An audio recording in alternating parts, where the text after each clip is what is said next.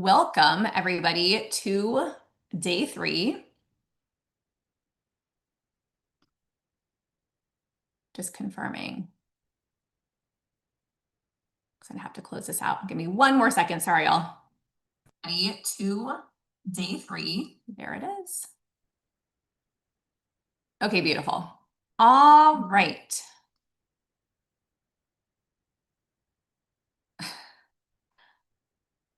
Sorry, guys. I'm here. I don't know why this is taking so long. Beautiful. Okay, we're good. I'm back. Now we can dive in. My computer is just moving at snail speed all of a sudden, which is not going to be fun because I don't want to have to restart. Bear with me. All right, here we go. We're ready. Good morning, friends, again, and welcome to day 3 of the Pediatric Feeding Screening Challenge. If you are here live right now, give yourselves a high five. Yay! Because, my friends, you did not just sign up, you showed up for yourself, for your patients, for your future. And that already says something powerful about who you are, who you're being, who you're becoming. And over the last 2 days, I just want to reflect really quickly that you have learned to screen a real pediatric feeding case, okay? And hang tight because we'll dive into the results form and the referrals today. You've gained clarity on feeding red flags. You started to shift your mindset around growth, and you've already taken bold action just simply by being here consistently. And just a heads up, okay, our VIP cart to feed the peds, the course, opened yesterday at 1 p.m. Eastern time, and we already have 29 students enrolled. Yay! Welcome everyone that's joined so far. So let's give them a big round of applause. We're going to do a rapid fire giveaway at the end today, and I will spin the wheel then for 2 people. Okay. I will also stay for as long as we need to get through all of the questions. But that's with one caveat. So I spent a lot of time going through like case questions. Hey, what would you do with a kid that has X? And so we're not going to be answering any questions about treatment today. Why? Because this is a screening training. So I want make sure you keep your questions to, what about this if we're screening for this? Or what about in this situation? Or I have a kid who X, should I screen them? Or, things related to screening or maybe different things you've seen during a screening. As well as, you're more than welcome to ask any questions about the course. I've seen a bunch of you have signed up for a call with me. But if you're here live, you're also welcome to ask your questions. If they're not too personal, you're able to ask those questions in the Q&A as well. Okay. So stay tuned for that at the end. All right. We're going to have a little talk. And you're going to get your last hashtag that you need to submit. And at 1 p.m., we're also going to release to you the links to get your CEU form so that you can count I should say your certificate of completion. So you can count your CEUs on your own. And you're also going to get the link to submit your hashtags for your completed screener and enter into either the needs-based scholarship or the regular one or both. There was one other thing I was going to say. Oh, as a bonus, well, no, I'll tell you later. Okay, let's focus. Let's shift. We're going to talk a little bit about something that holds many of us back, okay? We're going to have a moment of honesty here. And that is investing in ourselves. And I'm sharing this with you because I've been there and I want to share with you how I worked through this. So now before your brain goes automatically to money, I want you to zoom out for a second because investing in yourself doesn't always mean dollars. It also means time, energy, mental capacity, commitment, right? It has other meanings. So I'm going to put up a poll and I'm really curious to know what holds you back from investing in yourself most often. Is it fear around spending money? Is it not enough time? Is it you're just not going to feel confident afterwards? You worry you're not going to feel confident afterwards. You're not sure you're worth it. All of the above, right? Where are we at with that? Okay. And I'm going to leave that up for a moment and then I will share the results like I do. Here's the thing. There's no shame in any of these answers because I have felt all of them. But here's what no one tells you. Not investing still costs you, right? It costs time, confidence, progress. Patients who need help are always going to be there, right? And they're waiting for someone like you and me, all of us, to step up, right? So let's flip this. for a second. We're at 69%. My daughters would be, oh, it's not 6, 7. Okay, 70%. I don't know. If anyone else has kids here or works with kids that are very much into that whole 6, 7 thing, right? I was told it's not cool anymore now that we're in 2026. So there was that. Um, but yeah, if anybody else, if you guys are like, Hallie, what are you talking about? Someone goes, thank God that's out. Yes, right? I've seen the Grinch say 8, 9. That's yes, that is so funny. It's so annoying. I agree. I like my daughter's like, oh no, we missed 607, 6, 7. I'm like, oh my gosh, I cannot. I cannot. Anyways, okay, we're at 78% participation. A few more of you get your votes in there. I like to get 8 to 80. Again, it's just a random number I've made up in my head that feels really good. So I'm going to leave it up for one more minute. We'll see if we can get a few more of you answering the poll. And I love this energy. And I think we've got our answer anyways. It's, oops, 79%. We're almost there. We're almost there.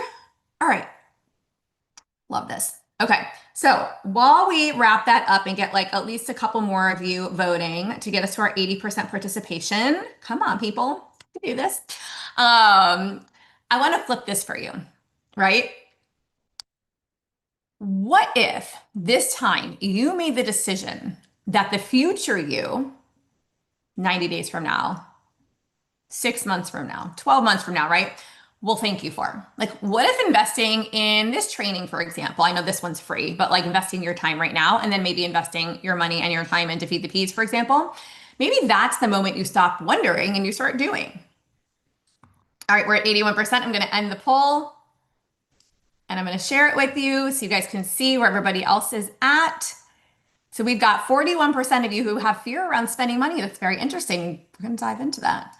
29% not enough time. We talked about time this week already. So hopefully you guys heard that. If not, go back and listen to that little chunk of that discussion. I think that was on Monday. 9% fear that you won't be confident after. I can tell you that the confidence based on like the surveys that we send out, like skyrocket just from taking Feed the Peds. It's amazing. 1% say not sure I'm worth it. Go back and listen to yesterday. Like I talked for about 10 minutes about you are worth it. You are worth it. You are worth it. Go watch, go rewatch. If you were there and you're like, I'm still not sure, go rewatch.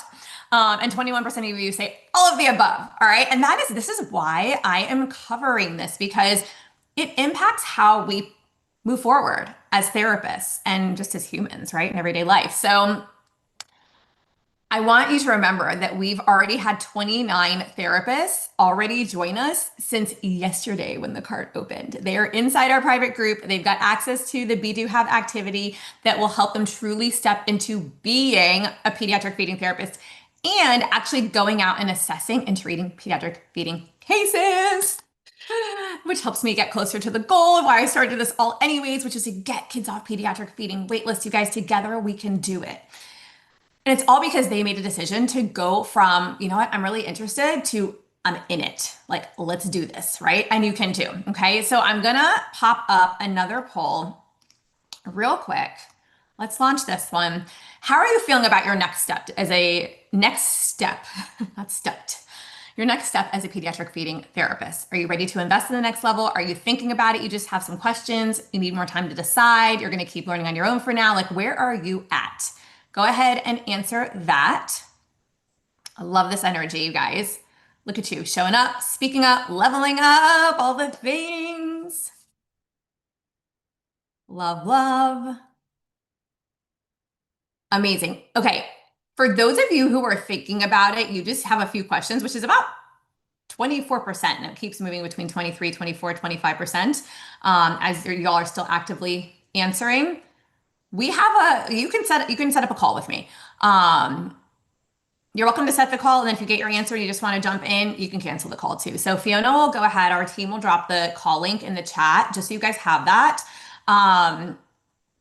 I'm waiting for my random 80% and I'll give you the hashtag while we're waiting. And then I will share with you where y'all are at. While you're answering this poll, okay, I want you to jot your hashtag down. So I'm just saying this again. So everybody is like, okay, I'm ready.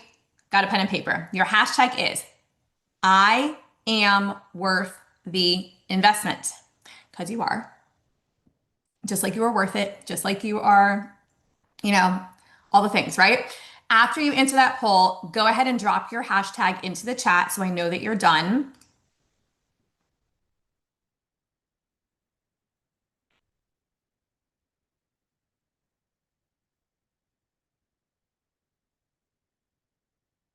Amazing. Perfect. I see a whole bunch coming through. It looks like the poll has slowed down. We had 76% participation, but some of you are still answering. So if you haven't done the poll yet, go ahead and pop your answer in the poll before I close it out. Amazing. Okay, this is another one. Hashtag I am worth the investment. I'm going to say that again because I know some of you were doing the poll. I want you to write this down. I want you to like glue it to your forehead. So when you look in the mirror, you see it. Like, I am worth it. I am worth the investment, right? I want you to put this on your mirror with the other one that you're putting up there. Like, these are so important, you guys. And I want you to speak it out loud because you have earned this moment. And hold on to it tight because again, you need this is your third hashtag that you're going to put with the other two hashtags from the last 2 days to submit for your scholarship today at 1 o'clock when we release that link. Okay. Okay. So we are going to shift gears in a moment. Yay, we got our 80%. Okay. I'm just weird, guys. I set numbers and I'm like, we got to get that number. Here we are. All right. So 18% of you, 60 of you that responded, you're ready to invest in the next level. Amazing. 24% of you are thinking about it. You just got a few questions. So for those 80 of you that need to talk to me, set up a call. We definitely, I don't think, have room for 80 call times on the calendar. So we'll probably have to open up more. So if you go to the call link and you book a call and you're like, I don't see a time that works, just email us, right? Or message Fiona here under Team Hallie, and we will get your email from you so that we can book a call with you, okay? All right. Or we'll send you an email and say, hey, there's more times opened up here. 36% of you need more time to decide. And so 22% of you are going to learn on your own for now. Amazing. Oh, I thought I shared the results. Sorry, guys. There they are. That is what I was reading. Okay. So, love it. Let me close that out. We are going to shift gears and wrap up our clinical side of our challenge. We talked red flags, development. We observed Lily's video. I want you to pull up our checklist from yesterday, okay? We're going to scroll to the results form. I'm going to screen share that. We're going to talk through what you observed in Lily's chewing, her lip closure, her tongue movement, posture, etc. And I'm going to show you how to check and interpret the findings clinically, right? We're going to look at the sensory motor patterns, all the things. And essentially, it's just a very fancy way for saying we're going to look at what we checked off on the check boxes, and move that down to this results screening page, okay? All right. And then the referral page, I have an example of something that I might write, and we'll go through that as well. Okay. Okay. Cool. Let's get this up here. Miss Lily. Screen the peds. Lily. I just have to get my chat open. Love it. If you do have some questions and the hours that you're seeing that are open or available for a call, if they're not aligning with your schedule, Liz, for example, just message with Team Hallie and we will make sure you get your questions answered and or a call set up that works. All right. Okay. So I'm just trying to pop out the webinar chat here. Beautiful. Cool. Awesome. Move this down. And we're gonna screen share.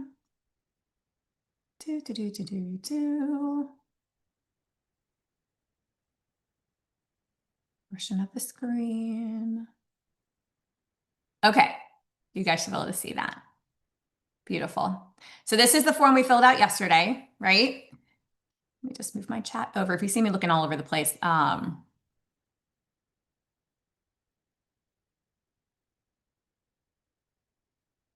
okay. Beautiful. Okay, we're ready.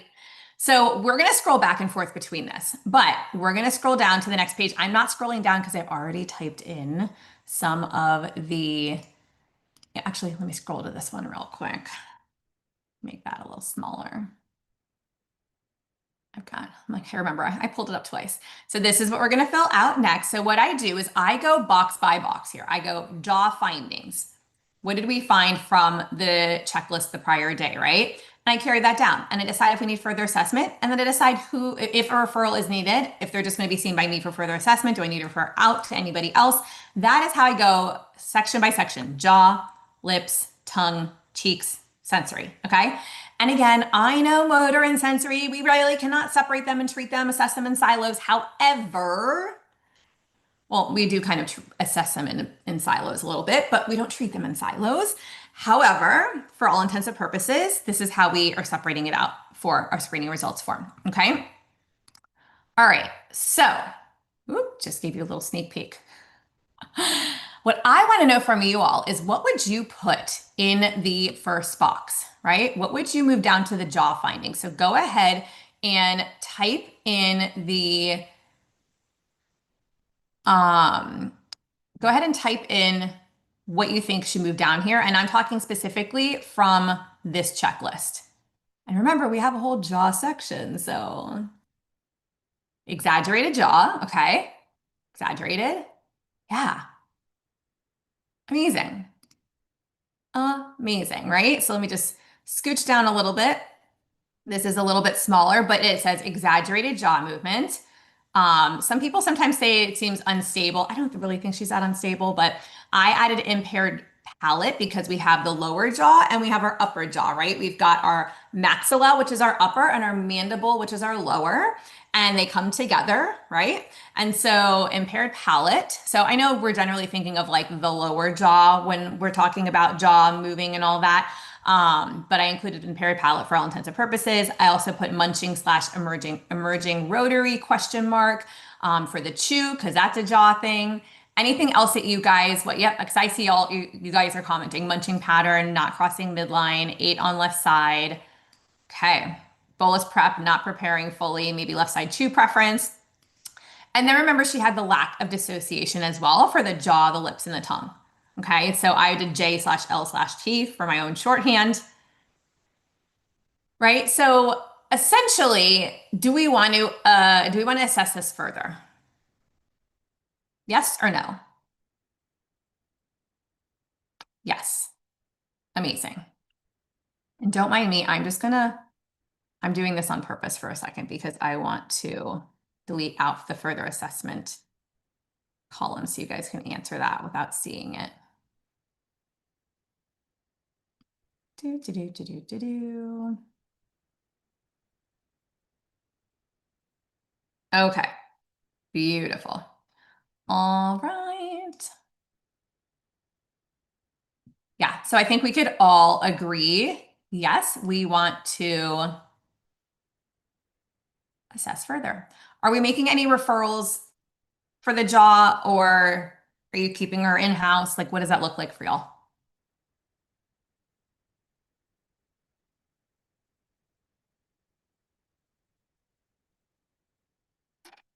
In-house if SLP is OMF trained. What if they're not a myo trained therapist, but they are pediatric feeding trained? What if they took Feed the Peds, where we teach you how to adapt myo skills to our birth to 5 kiddos, keeping in mind choose 4? Refer to a feeding therapist since you're a PT. Okay, now technically PTs do have it in their scope of practice. I know PT typically, in my experience, is sometimes the feeding therapist in a NICU, but not always beyond that. So PTs, you're more than welcome here. But I know that I've seen that where like PT or OT are, you know, more heavily staffed in the NICU over like SLPs in a lot of facilities, and other ones. It varies. No referral technically needed. Okay, so we'll leave that blank for now as we kind of go through, right? And we can just add Lily here. She's, I did not mean to do that. Hitting buttons. Okay, beautiful. So let's leave that for now. So Emily shared all of our kids who have oral motor difficulties go to SLP for feeding. Currently, OT only does sensory feeding at our clinic. So it's very interesting because I haven't met many kids with sensory feeding challenges that don't also have motor feeding challenges. So I'm going to challenge y'all to like look at it through a cohesive lens because it's very rare that it's just sensory. Because that would basically say it's more, well, we won't go there. But anyways, okay. We can talk more about that later. All right. For the scholarship, you're submitting the completed screener on Lily. If you completed it on another kid and you want to submit that, that's great too. Bonus for you that you did it. Yay. We're not actually looking for like accuracy. We're just looking for completion and correct hashtags. At the clinic I used to work at, we did combo therapy with SLP doing oral motor and OT doing sensory. Amazing. I love that. I know it's really hard in certain facilities and not possible or just not set up that way, but that is beautiful. It was usually always comprehensive in a co-treat. Amazing. I love that. Okay, let's move on to our next little box, which is lips. What did we find with Lily's lips? If we scroll up and look here, what was happening with her lips? And is there anything else throughout the chart aside from the lip section that you would add into incompetent? She was licking. Okay, so the habit, right? Difficulty maintaining closed lip posture, incomplete closure, oral habit, pucker. Yes. So she has a competent lip seal at rest. Okay. It's mostly when she's feeding that it becomes incompetent where her lips are sometimes open, right? And I have her video here and I'm not playing it. So that's really helpful, right? Let's just play it so that we have it here for fun. Okay. So she's got, you guys mentioned the protrusion or the puckering, right? Of the lips, that oral habit of lip licking. Because of her lips being closed at rest when she's just breathing, when she's not eating or speaking, but then they're sometimes open when she's chewing. We call that a mixed open closed mouth posture. Now, you don't have to diagnose that or know that for like a screening. That would be more an evaluation. But yeah, she has competence in therapy influenced habits. Carla calling me out. I love it. That was so funny. Really funny because I don't know that I mentioned it in this training, but I usually always mention that Lily is like overcompensating because of like compensatory strategies that I as a therapy mom have taught her, right? Where I'm like, oh, you want to try to get the bolus in the middle? Like make a fishy face. Feel how it's going to the middle? That's where we want it, right? But then that translated into her actually doing that to get there all the time and it not just being a teaching tool, but it became like a compensatory strategy that was like built in that we had to undo. So fun. But yes, she definitely has some therapy influenced habits and she's showing off a little bit for you guys because she knows why she's doing this. Okay. What about the tongue? If we go back up and we look, oh, sorry, I totally skipped. Do we want to assess the lips further? Yes, no?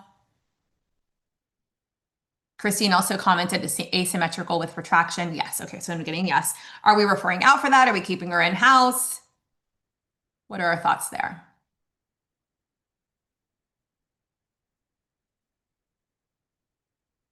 In house. In house. Okay, cool. Hey, Mandy. Just saw your name pop up.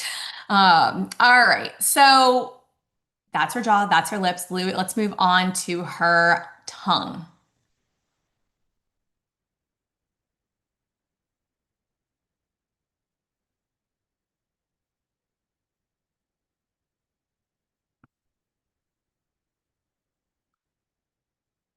So Laura asked, can you briefly tell us how you're assessing lips further? So that would actually go into like the full blown assessment. And that's not just like a one simple type of thing. Like there's a host of things that we do in our assessments to address whether or not the lips are competent. Like, is it a strength issue? Is it range of motion? What like that's what we're essentially looking for. And so we'll have her do different like activities between like eating, drinking, and then also actual like mobilization, sound, maybe, activities to essentially get her to demonstrate what her lips are able to do.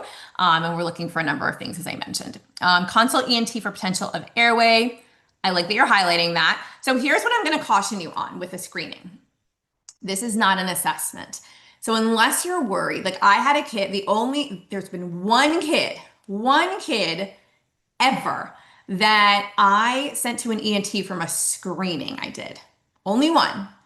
And that was because her teachers told me, I walked in during nap time at her preschool and she was snoring like a middle-aged overweight man. Like I've never heard anybody snore like that.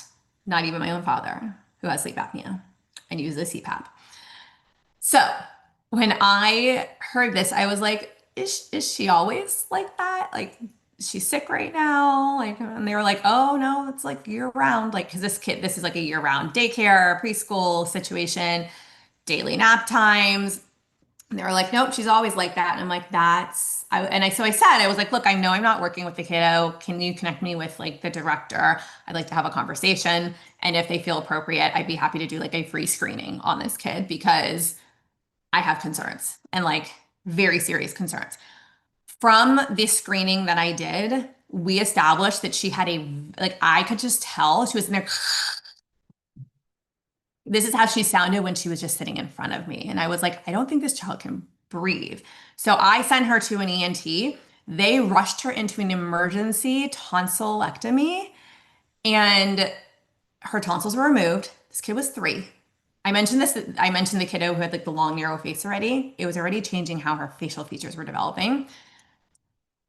This was a kid who seemed very spacey, out to lunch, always turned around at circle time, did not respond to her name, language was delayed, speech was delayed, hard to understand her when she did speak, really picky eater, food was falling out of her mouth all the time, really audible breather, you could hear all the breathing, like all the things, right? And so something told me like there is something more going on here. Most of our kids are not going to be in an emergent state like that. Most of them are going to come to us and we're going to go, I think there's something going on here. Yeah, yeah, I need to refer them onward. With a screener, I am typically either referring them for further eval with me or we're going to monitor or they don't need anything right now, right? So I just caution you because parents may push back when you're like, oh, but you spent like 15 minutes with my kid or 5 minutes with my kid, or you did a 15-minute screener and you looked at all these things. Like, how do you know my kid needs that? Well, I don't know, but I have concerns, right? So if you're going to do it, you just got to have like some solid information off of an evaluation. When you spent more time with the child, you've learned more about their medical history. Because remember, you have a lot of information about Lily that starts to borderline on eval, not so much screening, but we're doing this for teaching purposes. So just keep in mind, you're not going to have nearly this amount of information coming off of a screening with a kid usually. And so I just want to be very sensitive and cautious around that. Okay.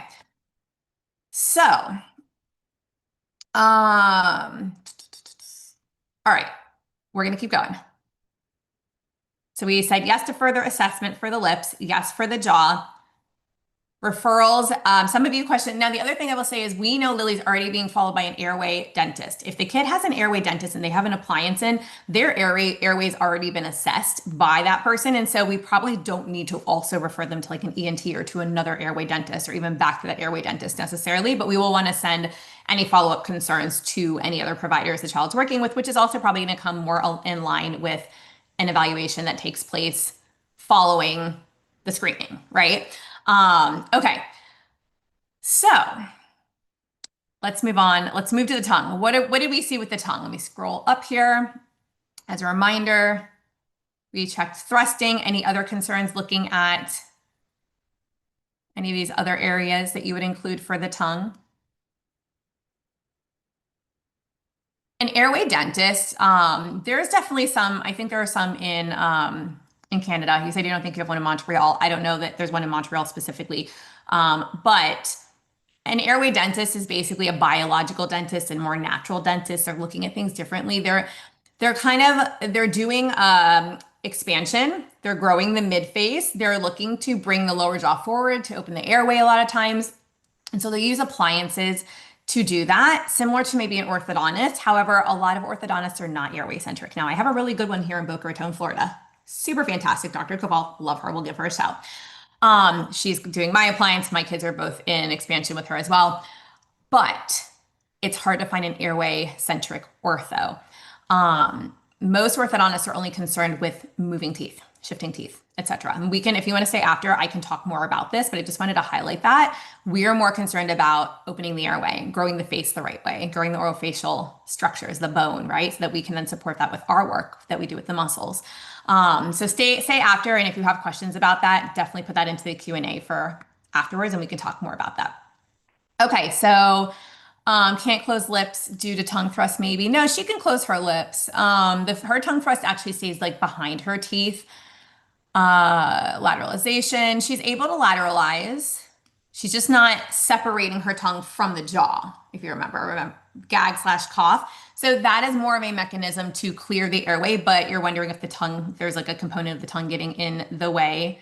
Um, Laura said, I actually find so many airway dentists, quote unquote, never send to ENT and it's never been addressed. And most always issues in addition to allergy, rarely ever sent. So here's the thing with airway expansion, what we're seeing is allergies are going away because the airway is no longer in crisis mode. And the allergies that were showing up, the body is no longer in fight or flight and it's not as alarmed to these things. And that's a whole nother conversation we can talk about afterwards too. And they don't send to the ENT because a lot of these parents don't want to remove parts of the immune system, which are the tonsils and adenoids. And so if the kid is not in an airway crisis, we don't necessarily need to remove the tonsils and adenoids. And maybe these parents don't want to put their kids on medication to do that either because it becomes this loop where they're constantly having to be on meds to keep it down because the airway hasn't been addressed structurally. So the airway dentist or the airway ortho is actually addressing the structure, which then in turn removes the need for ENT an allergist. And so we'll talk a bit about that. Now, I'm not saying we should never send to them, and I'm not saying the work that they do isn't important. And I'm not saying that kids' allergies are going to be cured by, like every kid's allergy is going to be cured by expansion. But it's wild what we are seeing in kids who get expanded early. So we'll definitely talk more about that if you want to stay after. Okay. Difficulty clearing sulcus area, limited lateral movements. Yes. Use her fingers. Yes. Okay. So let me scroll down here. So we had that tongue thrust on the that sound. That finger support to clear the bolus from her cheeks. And then she coughed on the thin liquid with the straw. Yep. Further assessment needed here from all the things that airway dentist for high palate. Yes. Just saw that really quickly. I was like, yes. Decrease range of motion. Yeah, put any questions you have about allergies, airway, all the things in the Q&A. I can talk to you guys about how I cured my child's asthma with airway expansion.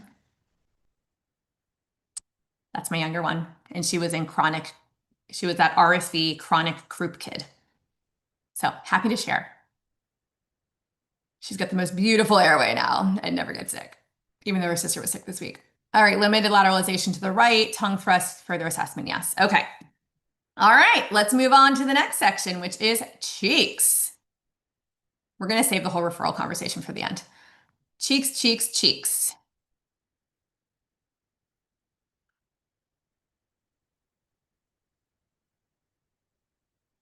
I'm going to go ahead, I think, and close out Miss Lily. Because some of you are like, hey, can you make the findings page bigger? I can. So you can see it. I was just trying to hide the last section. And it was in the way of, actually, you know what I can do? Let's stop the share. Whoopsies. Goodness gracious. Oh my gosh, you guys, I'm like touching all the buttons, turned off my video. All I'm doing is I'm just trying to stop share.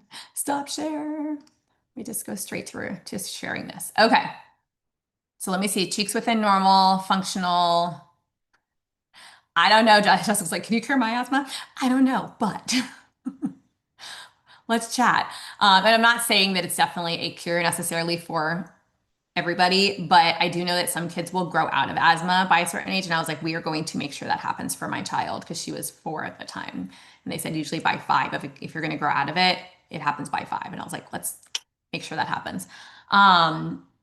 Could it help your asthma though? Yes, because if the airway is inflamed and constricted, what happens? You're going to go into an episode much easier than not if you have a beautifully wide airway. So if you have a little inflammation, right? So what's happening with asthma, right? Inflammation is the root of all evil.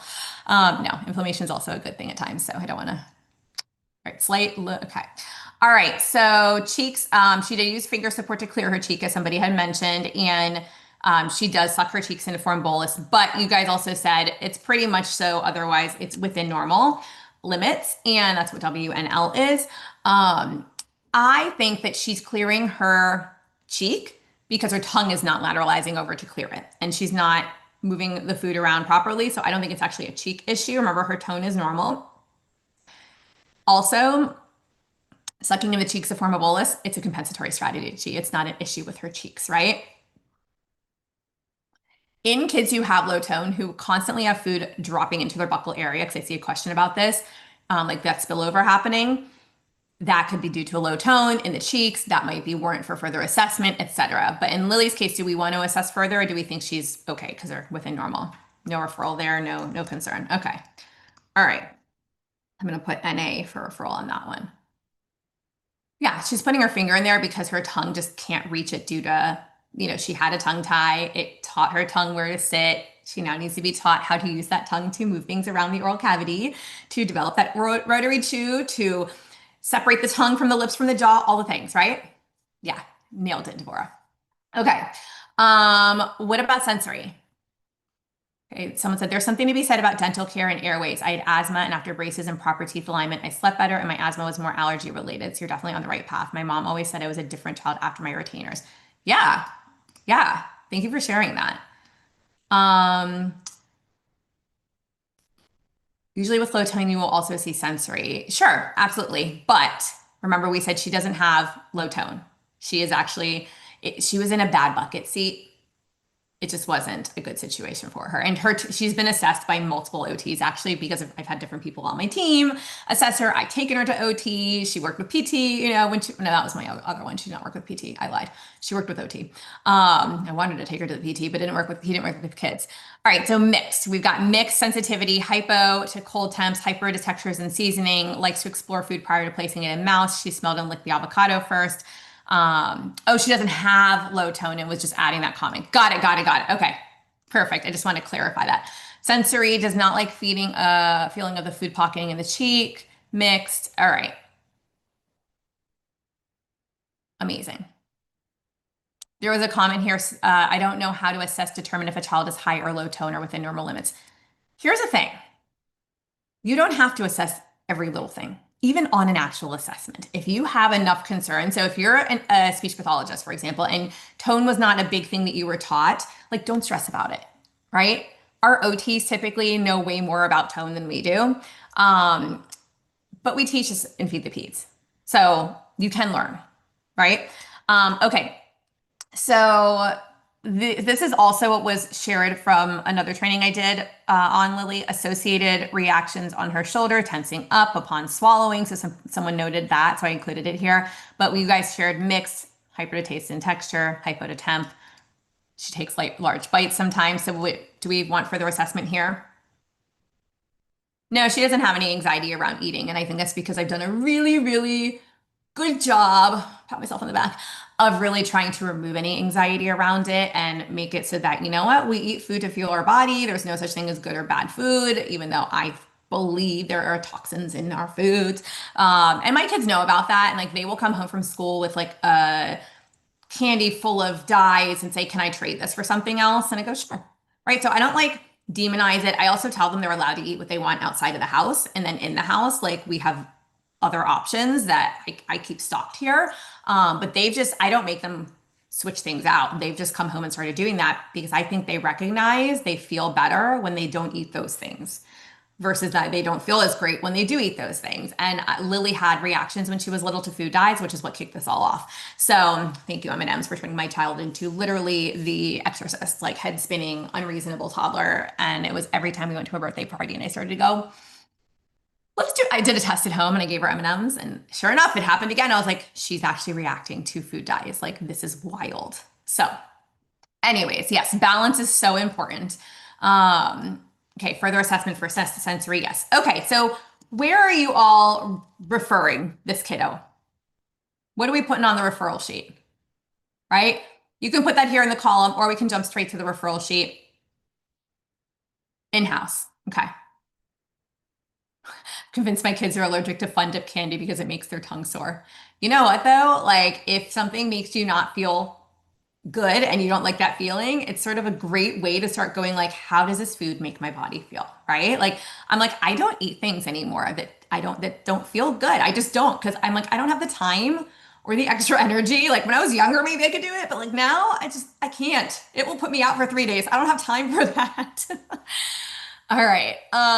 So where do we want to refer her? Do we have any additional comments? Anything you guys want to include in there? And I will share with you. I'm just curious to know what you guys would say for that before I share with you what I have. So what would you say? Please evaluate for the following. It can be bullet listed, ENT, airway prof, or airway problem, OT and feeding, in-house for feeding therapy, OT referral, further eval with SLP. Yeah, in-house feeding therapy referred to ENT. Okay, so here's what I've got. Lily presents with an unstable jaw, lacks jaw, tongue, lip dissociation, presents with left side preference and incompetent lips during chewing, a tongue thrust on S sound, right? The S, this sound. Sensory processing concerns noted with mixed hypo responses. It is recommended Lily undergo complete oral sensory motor feeding evaluation at this time. Could you send her for a myofunctional evaluation? Arguably, yes. But if the child has restricted foods, I would want someone who's trained in both pediatric feeding and myo, or who at least like, and that's why in Feed the Peds, it's so important it's so important I included it so that you guys can address the goals of myo with feeding. Anyone who's trained in feeding is going to have a much easier time including the myo skills in your assessment and treatment versus vice versa, because pediatric feeding is way more involved than myofunctional therapy. Now, I don't want to downplay myofunctional therapy. It is also involved. It is also very important, and there's a lot of considerations there. However, I say this because of the number of feeding therapists who have gone in to take a myo course versus a myotherapist that went to go take a feeding course and had never done feeding a day in their life. The feedback that we've gotten was like, oh, this is just another layer on what we're already doing in our feeding evals as compared to someone doing myo who's like, oh my gosh, this is a whole new world I need to step into. Wow. Like it is different in that sense, but they go so beautifully together. Okay. So I would personally want someone who is trained in feeding because I think it's more than just the orofacial structures in her case, right? There's a sensory component that we need to make sure improves. And I would want some food expansion for her at this point. Yeah, which is not myo, that's feeding, right? So just because she's 4 doesn't mean like we automatically go myo. She could do both, honestly. Is a parent going to want to pay for both at the same time? Probably not. So if we combine them, because I know as an SLP or OT, like we can bill them under the same code. We can do them in the same session. So I'm just gonna include that information. All right, so let's pop out of there and give me 1 second. Okay. I'm gonna put in the chat, I'm gonna copy and paste this in the chat a couple places because there's been so many questions about where you can find an airway dentist. I've done a lot of trainings on this in the past. And so I just wanted to share, there's a couple here that you can look up. The HDA, the Holistic Dental Association, holisticdental.org, Functional Dentist Directory, askthedentist.com. He's also interesting to follow on social. I think it's Dr. Mark Burhane. I don't know how you say his last name. Anyways, I'm totally saying it wrong. It's fine. Anyways, those are 2 resources. So you can go and see if there's anybody in your area that is like a functional dentist, a biological dentist, an airway centric dentist. Just because they're biological or functional does not mean they're airway centric though. So do your due diligence, find out what appliances they use. If you want to stay afterwards. Dr. Hillary's in here. Amazing. She's been on the podcast. And she might have also taught inside of our membership. Dr. Hillary Fritch recently moved to our town, Bozeman, Montana. She's been amazing for our kiddos. She's phenomenal. Yes. So anyone in Bozeman, go see Dr. Fritch. She's fabulous. Do they also identify tongue ties? Yes and no. Some do, some don't, right? So part of being an airway-centric dentist is being able to identify them. And then the question becomes, do they release them, right? So stay after, we can talk about finding release providers and, how to kind of qualify these individuals. All right, so you guys have now learned how to identify red flags, how to screen a real pediatric feeding case, and how to communicate those findings like a professional, like the pro that you are. Yay! If you've already filled out your screener and screened your own kiddo, amazing. If you haven't, today is the day, okay? Because we're not done just yet, all right? I want to make sure that you guys go out and actually do this. So if you have actually already screened a pediatric feeding kiddo other than Lily this week using the screener, can you just give me a yes in the chat so I know? Yes. Oh my gosh. Okay, there was a couple no's that came through, but I'm seeing a ton of yeses. Not yet, not yet. Yes. Well, tomorrow with a client, planning to my own kiddo, subconsciously screening my own infant. Love it. We'll do with one of my daughters today, going tonight with my nephew. Ah, you guys, this is so good. Okay, can you give yourself a pat on the back? Amazing. I love it. We'll be trying it at 1:30. Fantastic.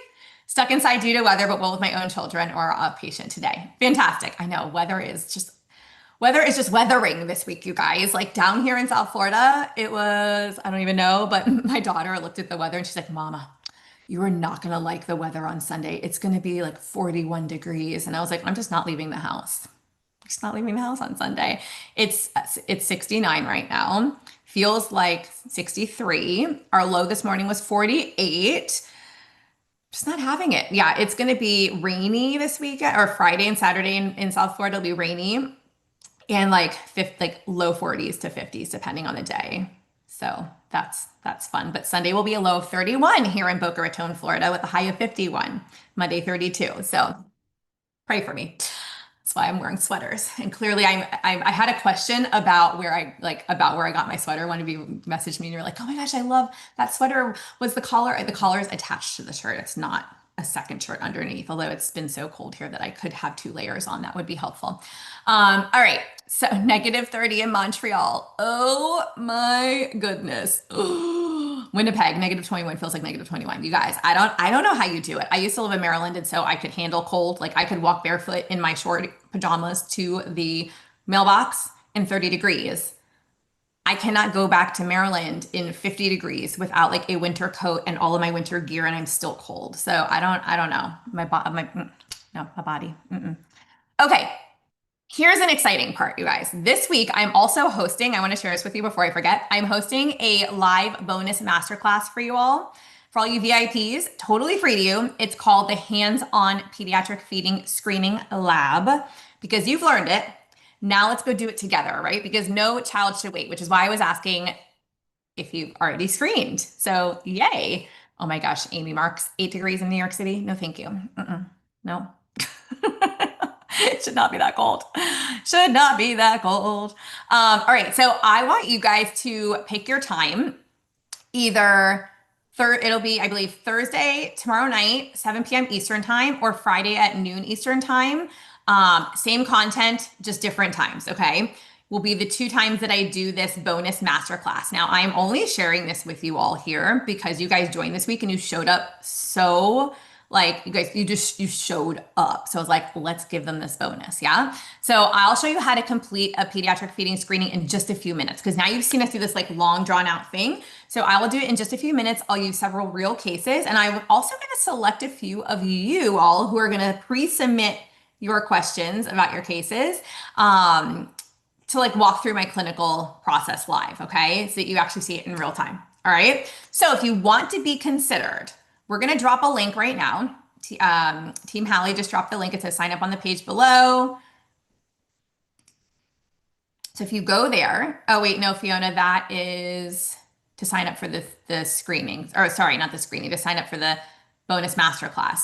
So you want to be considered for the Q&A opportunity. I'm considering all of you VIPs. So because you're here, you're VIP. So you get to join us for the bonus masterclass, either the one tomorrow night at 7 p.m. Eastern or Friday at 12 noon Eastern. So just go ahead and sign up for it so you get the details. We put it on the Screen the Peds page where all the other information is, but the Q&A opportunity, if you want to submit one of your cases to be considered, I'm going to pick, I think, like 2 or 3. Submit your case and I will pull. And if you guys don't submit cases, I'll just use some of my own. But we usually get, like I've done this once before and we got for both of the master classes, we got some good submissions and it was really fun to be able to use your cases to kind of quickly screen, talk through my process. So just submit your completed screener, okay? Oh, well, that's a different one.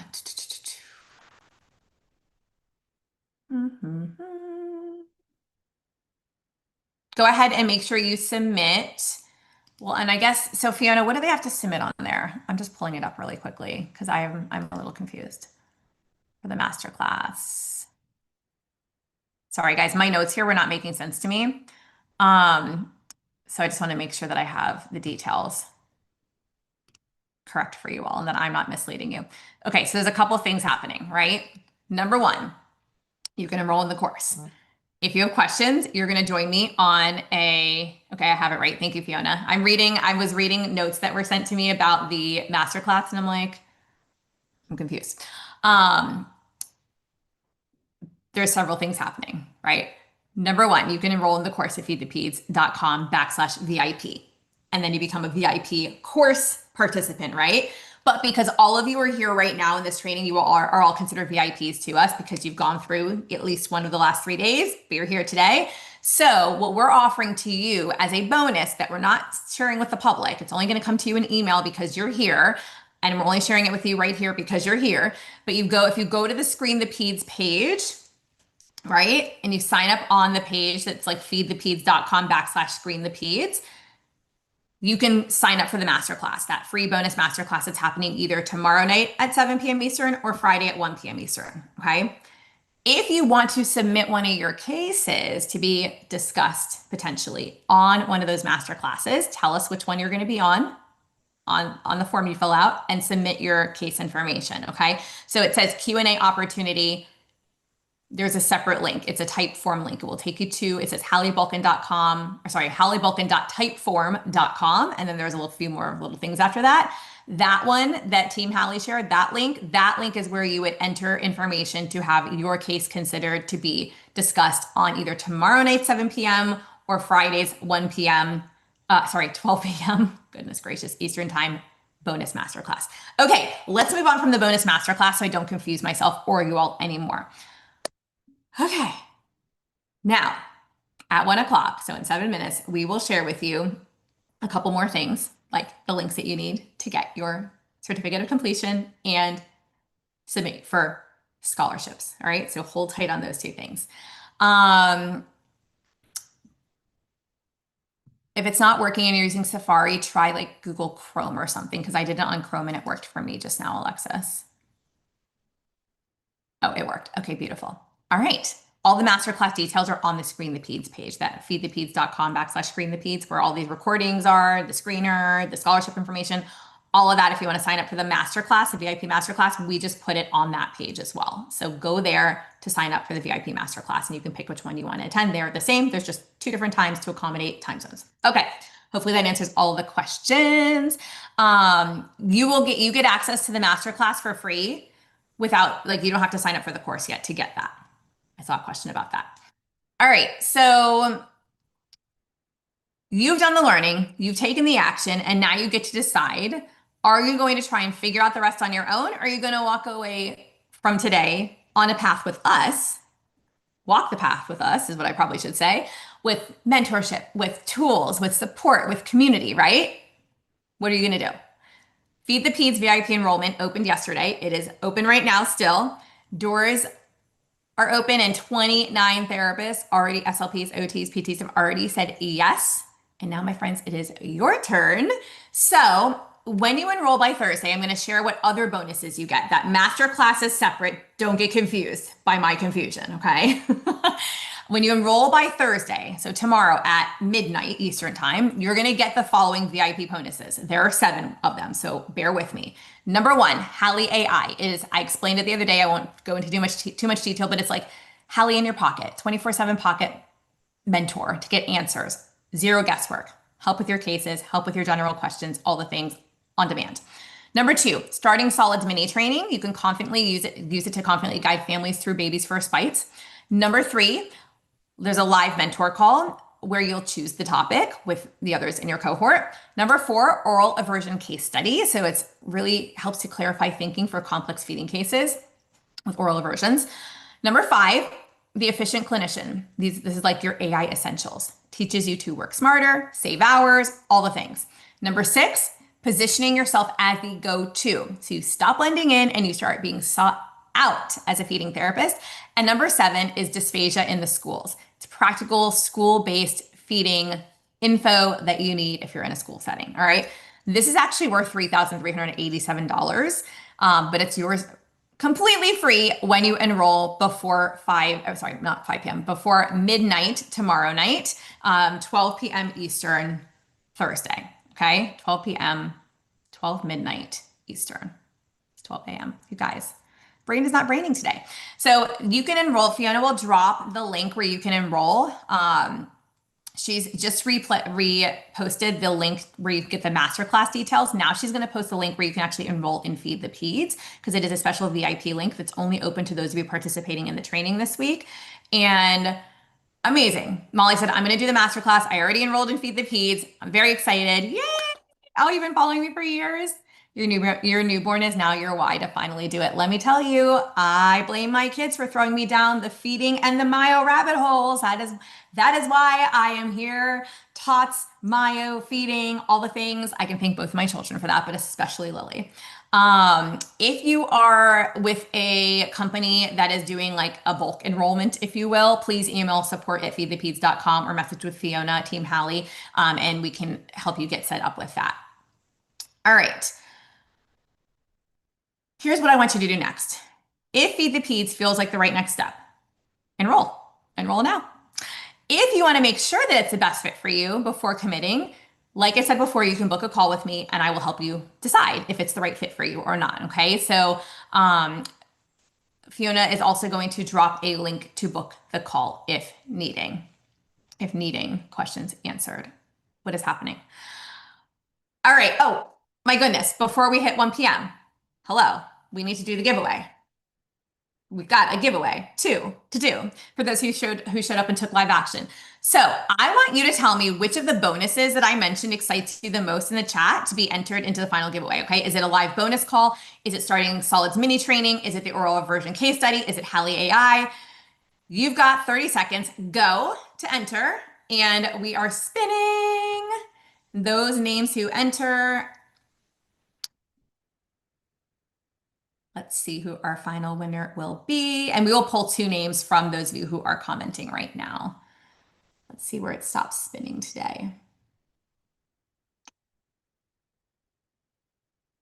Do, do, do, do, do, do.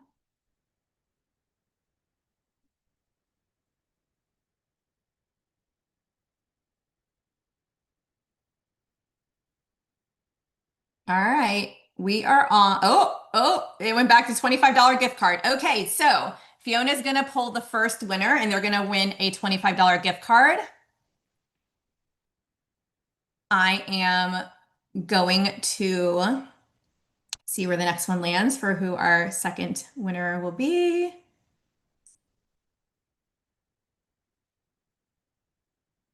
Welcome, Sarah. I love that you were on YouTube, but you switched over to Zoom. Welcome, welcome. All right, tongue tie boot camp. Okay, so our first winner gets a $25 gift card, and we use something called Giftogram, and so it actually sends you a $25 gift card, and you have like hundreds of places you can choose as to where you use it, like Amazon, Target, etc. So that way, it acts kind of like similar to like a Visa gift card or something, but you can use it in tons of different places, and it's online virtual. So that's how we prevent fraud. Funny story, not funny, but we spent hundreds of dollars on my daughter's class, not us, but like the whole class collectively, right? Getting my second grade daughter's teacher, getting her gift cards, and 2 of them were cases of fraud that had been spent within days of me picking them up. So anyways, Publix was great. They actually ended up refunding it and I just gave her the cash.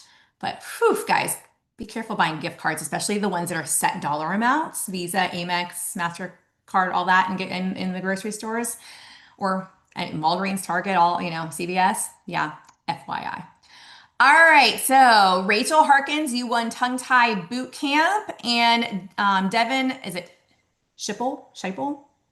You won the $25 gift card. Congratulations, y'all. All right. And now that it is 1 p.m., we are going to drop your links for the certificate of completion and the potential scholarship. Now, listen, really quick. If you're ready, go ahead and just type I'm in the chat. Yay. I love it. I figured there's at least 60 of you because 60 of you told me earlier today that you were ready to like basically get going and invest in yourself.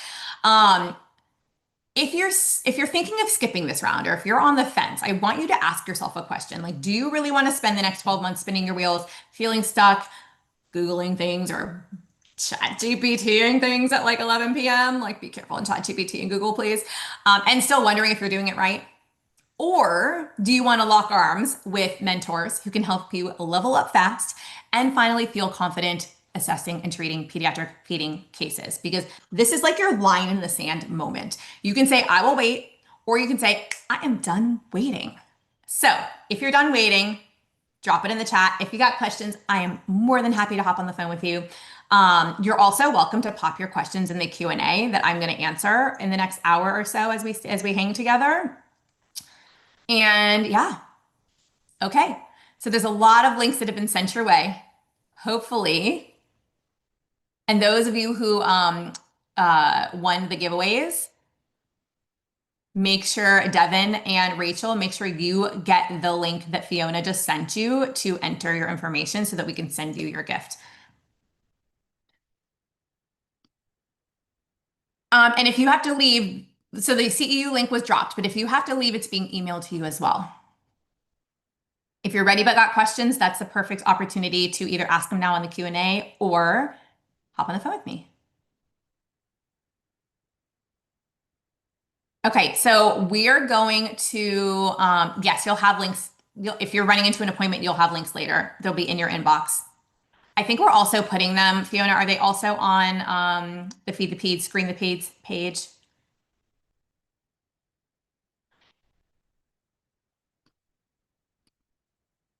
If there is a financial need, if it's needs-based, make sure you submit for the needs-based scholarship since you're here.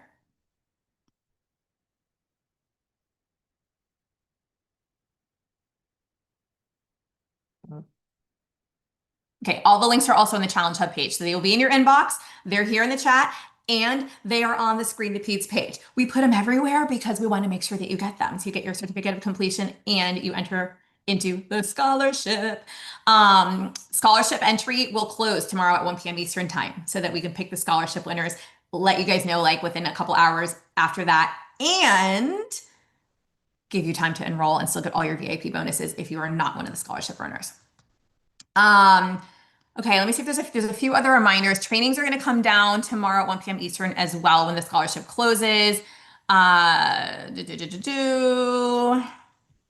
Scholarships 2 and 3 are now open. You need those 3 hashtags and your screener. I'm trying to think what else.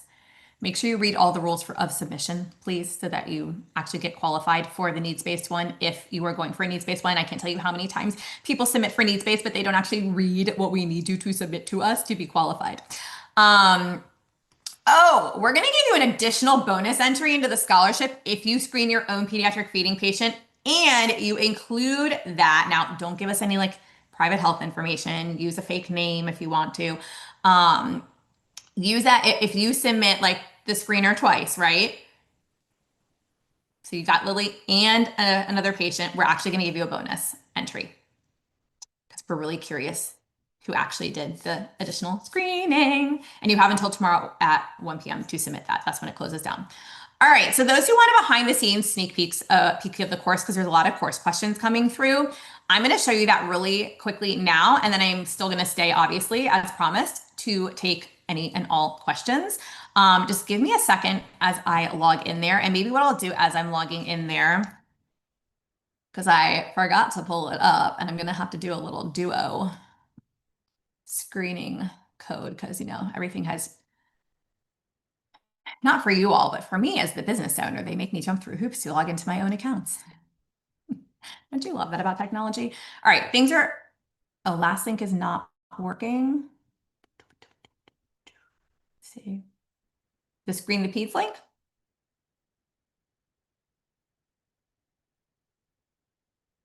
I'm gonna let Fiona figure that out with you because my internet is just, it's just loading really slow. So that's fun. That is super fun. All right, sign in, please. Let me get the Q&A while my computer decides to take 5 years to log in. I see 25 questions. super easy to answer. Okay. All right, so yesterday I had asked about whether or not your daughter was exhibiting a munch chew. I could not stick around for Q&A. Did this ever get answered? Yeah, so she definitely has a munch chew present, but she also had like an evolving rotary chew. It just was not super um, present or easy to see, I guess would be the right word. But yeah, she primarily was using a munch chew. Oops. Okay.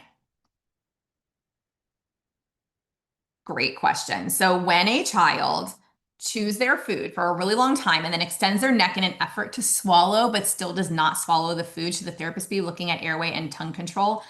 Yes. In short, yes. I am most concerned about airway, but then also wondering what's happening with the tongue. Why are we not elevating the tongue to, propel the food back and trigger the swallow? Because the swallow is a reflex, right? A reflex. I said that weird. A reflex. I don't know what's going on with my syllables, my syllables. Okay, so yes, if they are chewing for an extended period of time, they're not triggering the swallow. I'm gonna be like, is there anything cranial nerve going on? Is it airway? Is there an issue with the tongue getting the food up and back for swallowing? So yes, I would be looking at all of those things. Do we have a guide that defines each of the terms on our screener? We do not. But Callie AI can walk you through all of that. I know we have a terminology sheet. I'm trying to remember where we put that. I think we actually added that as a bonus inside Feed the Peds, and that not just for like the terms on the sheet, but for common terms in pediatric feeding, because we actually had a lot of English as a second language or third language learners going through the course. And so we ended up creating a terminology sheet in there, I believe. But no, I don't have a separate term sheet for the screener specifically. Okay, I am logged in here. So let me give you a quick little view of Feed the Peds and what it looks like, because I think it might answer some of your questions. And then I will take the additional questions that are in the Q&A box. All right, so review. There we go. Apologies for not having this pulled up, guys. Life of an ADHD neurodivergent business owner. Hi. Let's screen share. Okay. So it says I'm in preview mode. Yours won't look like that. But essentially, and I'm not, if I shared last time's Feed the Peds, you would actually see like a larger list of things down the side here and more on the content page. But so that it doesn't completely, overwhelm you, let's just look at the actual, like what it will look like when you enroll today. So I give everybody a bonus mindset training. Remember that be do have thing we talked about? You get a bonus 10-minute training on that I want you to do like day one, because it is so critical to go through and learn about be do have who you're being. And it really, in my opinion, sets the tone for the rest of the course. It's the only non-clinical thing that you're going to get in the course. And that's a really great view of me. Love it. We then have a section about your course teachers and mentors. We have important module release dates. So there's me, there's Shasha, as we call her, or Cheryl Pelletier. There is Dr. Karen Howarth, who is our OT resident, or resident OT, I should say, not OT resident. But this is our team. And we give you the important dates for when we release all the modules and when the case study review calls are. We are doing something a little different this time that we've never done before. We're releasing modules 1 through 3 all at the same time next Thursday. And then we have, like I said, we've got one case study call that goes with modules 1 through 3, because that's all typical development.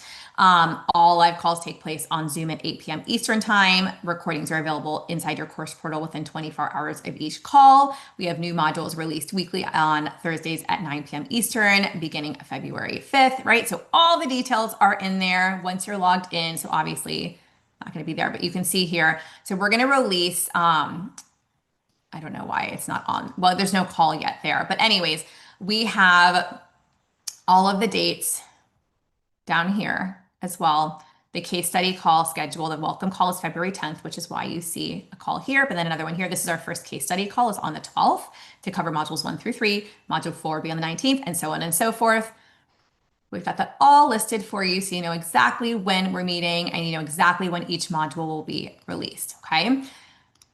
Outline and objectives. This basically matches. So these are the different modules. So modules 1 through 3 are normal development. We break it down into prenatals to birth in 6 months, 6 months to a year, 1 year, 2 years and beyond. And then module 4 is assessment. Module 5 is treatment part 1. Module 6 is treatment part 2 because we dive into like sensory processing and autism specifically here.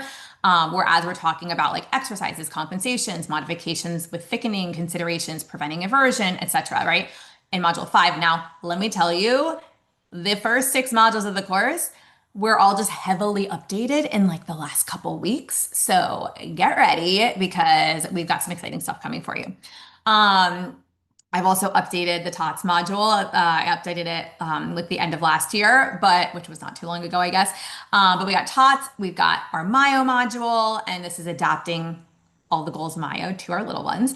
And then we've got complex medical needs. Part 1, 2, 3, and 4 are the last 4 modules. So module 9 specifically is NICU, NAS, preemies, you know. Module 10 is craniofacial disorders and other symptoms. Module 11 are GI issues, cardiac, neurological issues, things you need to know about when assessing and treating pediatric feeding patients. And then module 12 goes into airway. And this is going to be more of your lower airway issues, instrumental assessments like fees, MBSS, etc. And then the IDSI framework for feeding. But module 8, I just want to point out, covers that upper airway, all the myo stuff, right? So now we've got it holistically covered. There is literally no other course on the market right now that covers all of this in one course and so comprehensively. This is a 40.5 hour or 4.05 ASHA and AOTA CEU course, okay? Now, as you get new modules released, you'll see module 1 show up here, and module 1 will have the training module. And actually, you know what I'm realizing, Fiona? I need to go back to last cohort's course so that I can show you guys. So I will pull that up in a second. But I just want to show you guys like what it looks like because we have the training broken down and there's something really cool about the training that I got to show you. And then we've got the case study, the homework separated, and then we have a separate place under the module. So this is under each module has this. So training, case study, and then the recording, right? So it's very easy to find everything you need. Someone said, can we go over the time commitment for Feed the Peds? I would say if you allot a couple, like 2 to 3 hours, depending on the week, on average, you're good. Now it's going to be a little bit more in the very beginning because we did give you the first 3 modules up front, but that's because people really wanted that. So that's why we made that change. And we figured, you know what, let's do that. And then here's the thing, you guys get lifetime access. So you can pace with us, you can pace on your own. But I would definitely allot like 2.5 hours on average per week for the content and then the case study, you know, to complete that. But yes, you do get lifetime access. Never goes away because I saw that question come through as well. Okay, so, oh, I'm in preview mode. I have to close that before I can go back. Thank you, Kajabi. Okay, beautiful. Let's go back to, I'm just looking to see.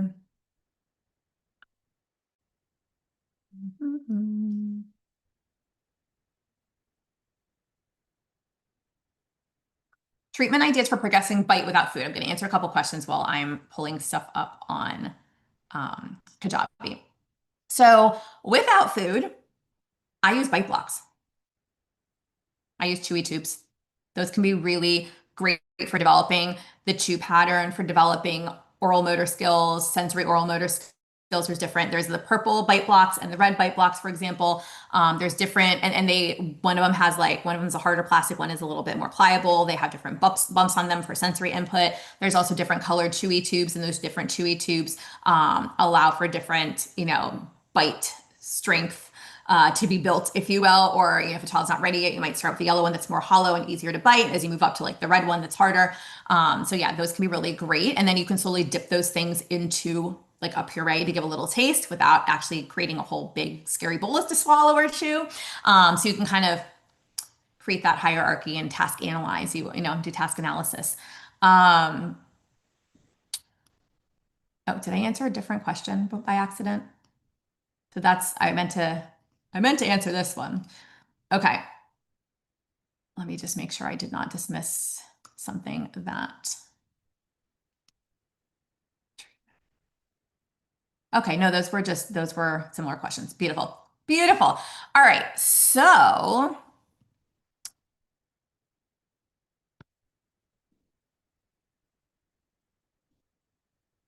this is what I wanted, the September course. I just have a lot of things in here that, you know, wanted to get through before I pop this open. Okay, beautiful.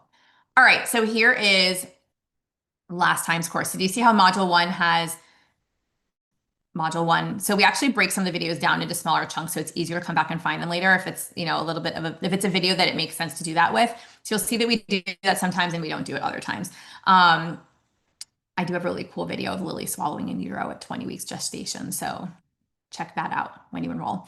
But what I want to show you is just an example. So like training module 3, for example. And well, anyways, talk about it. Okay. So the CC at the bottom, closed caption. I mentioned this the other day, but I want to show it to you.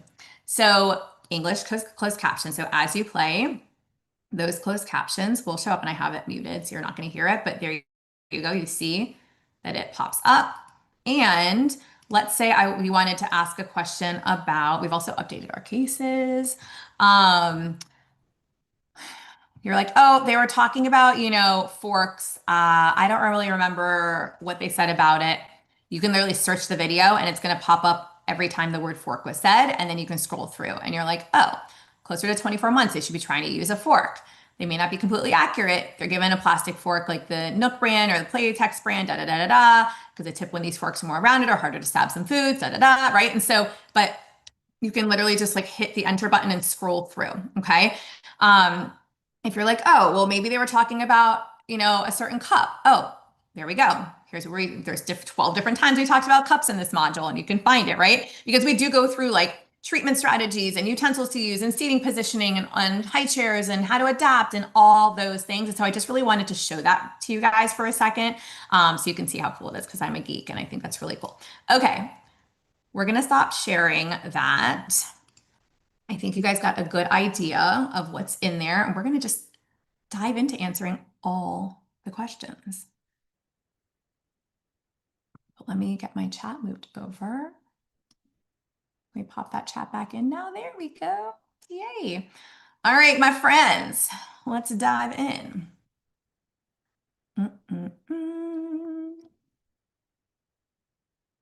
There is a question also. So if you are joining the live calls and not just watching it recorded, it's still the same amount of time required. It totals 40.5 hours.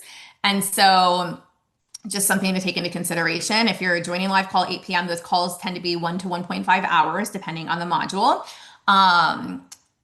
If they go over, you don't have to stay necessarily, but sometimes people ask questions and we want to get all the questions answered. The course, the cases, sometimes the trainings are like an hour to 2 hours for a training module, right? So it varies. Hopefully that gives you an idea though. Okay. Let me see if there are any other questions that I missed over here that we need to dive into. Let me just put away the Peds. Thank y'all for being so patient. Goodness gracious. Okay. Okie dokie.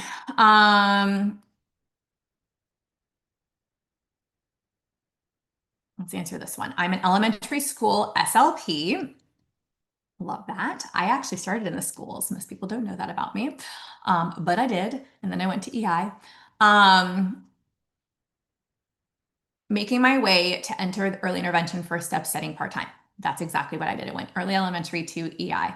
I'm so worried about my lack of knowledge with feeding in general because of little experience with geriatric swallowing only. That was also my experience. I've taken a lot of early intervention CEUs to prepare for that setting, but not necessarily pediatric feeding. Plan on watching more CEUs about ped feeding in addition to your course. Would you say your course is comprehensive for even a beginner experienced SLP? Yes. So let me tell you a little secret. We created this course for the SLP who has had zero experience with feeding. That was the goal. And so though there are people who have never taken a feeding course ever, they come in and they're assessing, creating treatment plans, and treating when they leave. What's also interesting is that clinicians of 30 to 35 years experience have come in and told us um, that they learned new things. Some of it was a refresh, but they learned new things and it gave them a totally different lease on feeding, a totally different perspective, especially because of the way that we integrate everything so holistically. And we include the Myo. Nobody's teaching the Myo as it gets adapted to birth to five outside of a true Myo program. So that's very unique in combination with the tetheral tissues, the medical complexities, sensory, autism, assessment of birth to six versus 6 months plus, right? Once solids are introduced, right? So the way that we do it is very, very systematic. And what's really cool is watching people come in and kind of like spinning their wheels in the beginning. And then at the end, it's like we see this progression from like, oh my gosh, I feel a little frantic to like, I got this at the end. And the critical thinking skills that are developed are really cool for us to see as mentors. We see like a difference in the questions being asked. All questions are welcome. In my business, I believe in a very safe environment because without safety, you cannot get vulnerable and ask the kind of questions that you want to ask to actually learn. And we all learn differently through asking different kinds of questions. All questions are welcome. There are no such thing as stupid questions. We are all kind. There is no gatekeeping. And I fully believe like if you show up in the way that you need to show up for some people, that's getting on the live calls. For some people, that's watching the recorded calls. For some people, that's pacing on their own. For some people, that's pacing with us. My neurodivergent self created the course the way that I needed it created and the way that I wish it was created out there to actually create critical thinking around pediatric feeding. So when you leave here, you're like, okay, I don't know everything there is to know. We'll never know everything there is to know, but I can go out and do an assessment. I can create a treatment plan. I can start working with that patient, right? That is our goal for you when you come out of Feed the Peds. So hopefully that helps. Okay. In-house versus, oh, wait, I just left that. Can you use a certificate of completion for AOTA PEDU slash, yes. So Michelle asked this question. This is worth 4.05 ASHA and AOTA CEUs, which is the equivalent of 40.5 hours. We are an AOTA and an ASHA provider, our company. So you get official CEUs for taking the course. Oh, and by the way, this week, well, no, okay, ignore me. I said what I needed to say. In-house versus outside, what is the difference? I think the question was when we were talking about referrals, I just meant like, are you going to keep them and assess them further, or are you going to refer them out? That's all we were really referencing. So sorry if that was confusing. I'm currently in the schools and switching to outpatient hospital setting. Congrats. I don't currently have any cases. Is that okay for the course? Yes. You do not have to have your own cases yet. And honestly, if you haven't done ped feeding or you're not feeling confident in it, I would argue like get halfway through the course and then maybe take on your first patient, right? If you're ready, right? And so at this point, within a month, I think of starting the course, you should be ready to like start assessing and creating treatment plans and all of that, depending on who the kiddos are on your caseload. Okay. Is it possible to take the course to learn about feeding but not get certified? So this is not a certification course. You guys do get a certificate of completion, just to clarify that. I would not be acting in therapy. I'm an RDH OMT. I don't see kids under 5. So I love my RDHs, but this course specifically is for SLP, OT, PT. So I would say like, don't waste your money if you're not an SLP, OT, or PT. I love that you want to learn, but we would rather collaborate with you on a different level. And, we've just made it so that it's specific to the therapist who can actually practice what we're teaching. Does taking this course allow you to add credentials to your name, such as CPFT, or can you just refer to yourself as a pediatric feeding therapist? So you can refer to yourself as a pediatric feeding therapist. The CPFT, the Certified Pediatric Feeding Therapist certification, is a completely different beast. It is a separate program. Any course that gives you a certification for just going through a course is not a true certification. Sorry, I said what I said. A certification involves more than just education and mentorship. It also involves demonstrating your skills through various means and like more like I would argue intermediate to advanced level education. This is more like I consider this more introductory, even though it goes into intermediate. We have it registered as introductory, which is what most courses are out there, if you weren't aware. But we have a whole separate program. So the CPFT, if you have questions about that, send us an email. We're happy to talk about that further with you. But you also have to have about 40 hours of continuing education in pediatric feeding that basically matches like what we're teaching inside Feed the Peds in order to apply and be accepted into the CPFT, just as a side note. So if you're like, I want to get certified, your first step would be either doing a whole bunch of other courses and proving to us that those courses match what we're teaching inside Feed the Peds, or taking Feed the Peds and then applying for certification, which we run a cohort once per year. Do we need to submit all the pages of the packet for the scholarship, or can we omit the cover page? Oh, just submit. Yeah, just submit the pages that you actually like the checklist and the screening results page. Those two pages would be plenty. Thank you for checking on that. If you submitted more, that's okay too. You mentioned having the tongue be elevated and not rest on the base of the mouth, on the floor of the mouth. How do you train the tongue to be elevated and rest on the roof of the mouth? So we're not diving too far into treatment today, but I will tell you, the number one thing is you have to make sure that you can nasal breathe. If you cannot nasal breathe, you're not getting the tongue up there no matter what you do, because they need to mouth breathe, which is why the tongue, which may be one of the reasons why the tongue is on the floor of the mouth, or there could be a tongue tie or something else going on. So just something to consider. You you work on getting the tongue up there. That's like that's involved. We teach that inside Feed the Peas. That is taught in module 8. But I will tell you, first check the airway, and then you're gonna be working on exercises and things that drive the tongue up. You have to build awareness, then you have to build strength, and then you have to build stamina to get the tongue up there and keep it up there.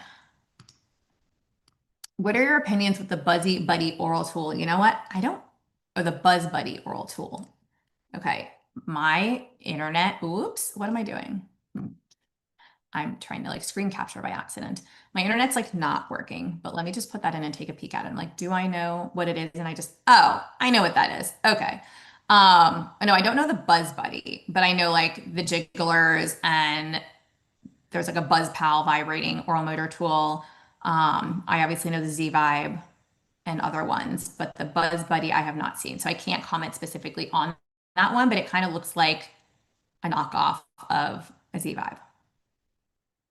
I don't want to call it a knockoff, but it's basically a Z Vibe. I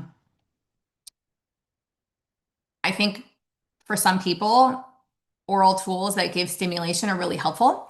For other people, for other kids, they don't respond well. So just know the kiddo you're working with. But I do think it can be helpful if you want to combine like that stimulation awareness with the oral motor skills and kind of wake up the mouth. Do I think you should be using it throughout an entire session? Not necessarily. Do I think a couple minutes of it for a specific goal can be helpful? Yeah. That's my opinion on buzzy tools, and do not use them with infants.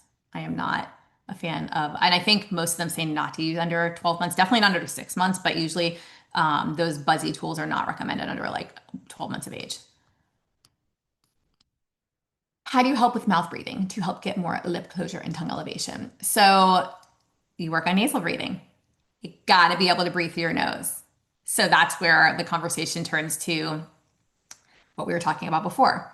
Is the nasal airway open? Let me see, you guys, if I can pull up Lily's images while we're talking, and I will share with you what her airway looked like before and after her ALF appliance, because it's wild. Let me see Lily photos. Those the right photos? I don't know. We're gonna find out. Oh, there's some photos. I did a myo eval on her, and that's what that is. That's not what I want. So hang tight with that, and I will talk to you more about that. But basically, the way you treat mouth breathing is by working on nasal breathing. That's also how you're going to get the lips together and the tongue up. We cannot address any of that until the nasal cavity is patent or clear. Do I charge for screens? I opened my private practice in August. I would love to add some feeding clients. Would these screens be something you would have clients come in for? Yeah, so you can do it one of two ways, and I've done it both ways in my practice. Sometimes we charge a school and we go in and we are there for a couple days screening the whole school. And we're charging like a reduced rate because we're doing a mass screening. And I'm really honestly in that point in time just charging to get my staff paid for. I'm not making money off of that. And our hope is that that turns into some clients that end up working with us, and that's where I then make money. Um, you could do them free. You could also say, we're offering free screenings on these two dates, right? And so you limit it to like two particular dates. They have to come in during a time slot that's available on one of those dates. Or you can charge for it 100%. We have been known to charge for a 25-minute screening. So it's longer than your typical 15-minute screening that's either free or lower cost, but we'll charge like $75 for that. Why? Because it's almost like a mini eval. And then some people will take that and give them like $50 towards their eval or whatever to kind of be like, or they'll put the 75 towards the eval or whatever. We're private pay, so we're a bit different. So you have to know, it depends if you're private pay and if you take insurance. If you take insurance, screenings are billed under an eval code. So you don't want to charge a tiny nominal fee for a screening under insurance and then them go, oh no, we're not reimbursing your eval rate because you just billed the eval code for your screening, right? So just be aware of that. I'm not an insurance guru at all, but just something to be aware of. But yeah, you can absolutely charge for the screenings. You could also do 15-minute screenings and charge $10, $25, whatever feels good to you to cover a little bit of your time, because at the end of it, you're not really supposed to be spending a ton of time with the family. You're supposed to be, saying like, hey, this is what I saw. I do recommend further eval, or this is what this is where your kiddo is presenting, and I don't have any concerns right now. Or, you know what, we seem to be on track. If you want, we could do an eval, or we can just monitor. I don't have big concerns, but I would like to see a child back in, 3 months or 6 months or whatever, right? But yeah, you can totally charge for that. All right. So I did have a question about showing exercises. I'm not showing exercises, guys. I told you I love you all, but we're not diving into treatment because unfortunately I cannot get through all the questions if we do that. But what was I doing? I was looking for Miss Lily's photos while I'm talking. Lily. CBCT is what I really want to pull up. I want to show you what CT report. That's what I want. Since you guys stayed on, you guys get to see this fun before and after of Miss Lily. Get excited. Okay, yes, this is what I wanted. Fantastic. Here we go. Here we go. CT report. So this is for Lily. This was done January 20th, 2021. So we were looking at her sinuses, her airway, TMJ, dentition, C-spine. They look at all these things. And this is a CBCT. So it's a cone beam CT scan. So it's like you stand there and you're like, your hands are like holding onto a thing to stabilize. And then this thing just kind of, and they put your chin on something to stabilize. And then this thing moves like around your head and takes like a CT of your airway. Okay. So that's how we got these images.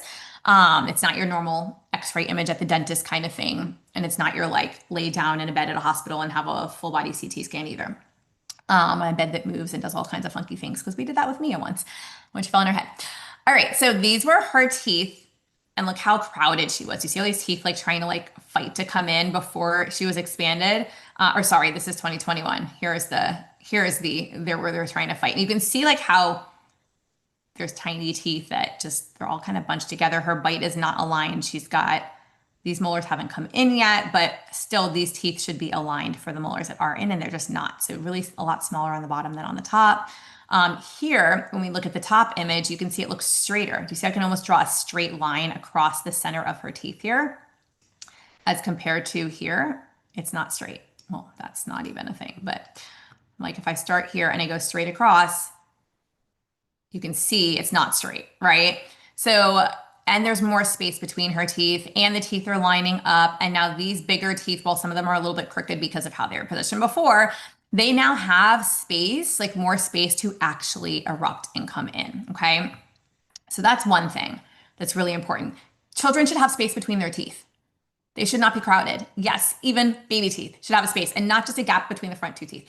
Little tiny spaces, with equal spaces between all of their teeth.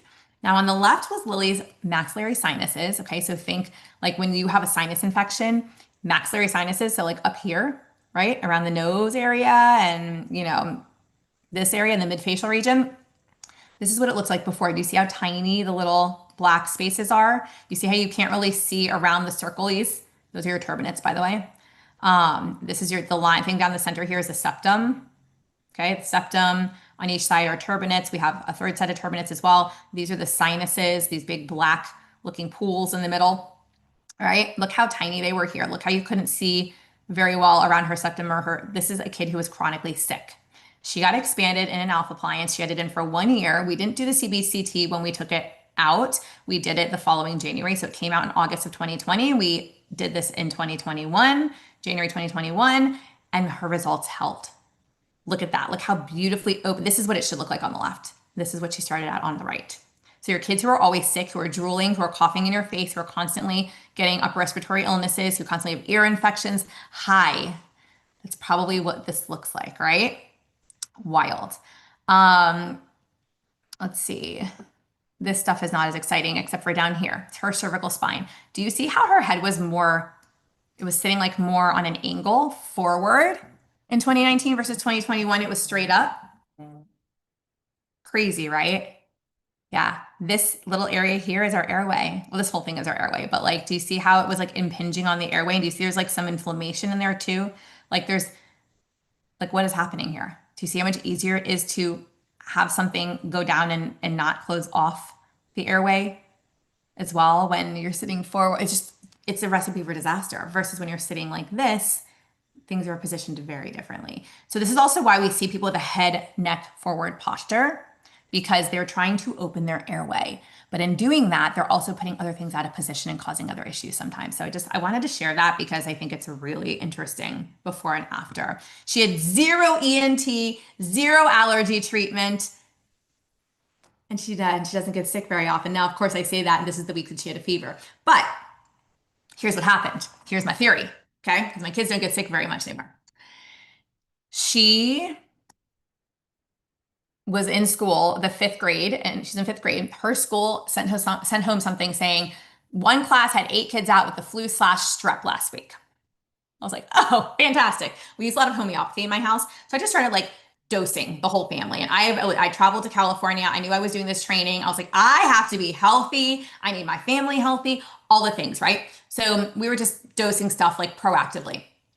She went to her bestie's house. We don't do a lot of sleepovers, but she went to her bestie's house for a sleepover Friday night. They slept 4 hours, 4 hours. They're up till 2 a.m. giggling and talking. Now, her friend, love her dearly.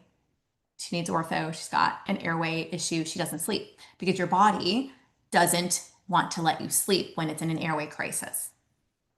So her not sleeping means Lily doesn't sleep. So they were up till 2 and they were up till 2 and then they slept until 6. Her friend woke her at 6. This is a child. My child normally sleeps 10 hours, 9 to 10 hours on average per night.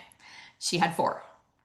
So I think her body that normally would pawn off any outside viruses, whatever, that she's been exposed to was like, oh, we are now inflamed. We are now exhausted.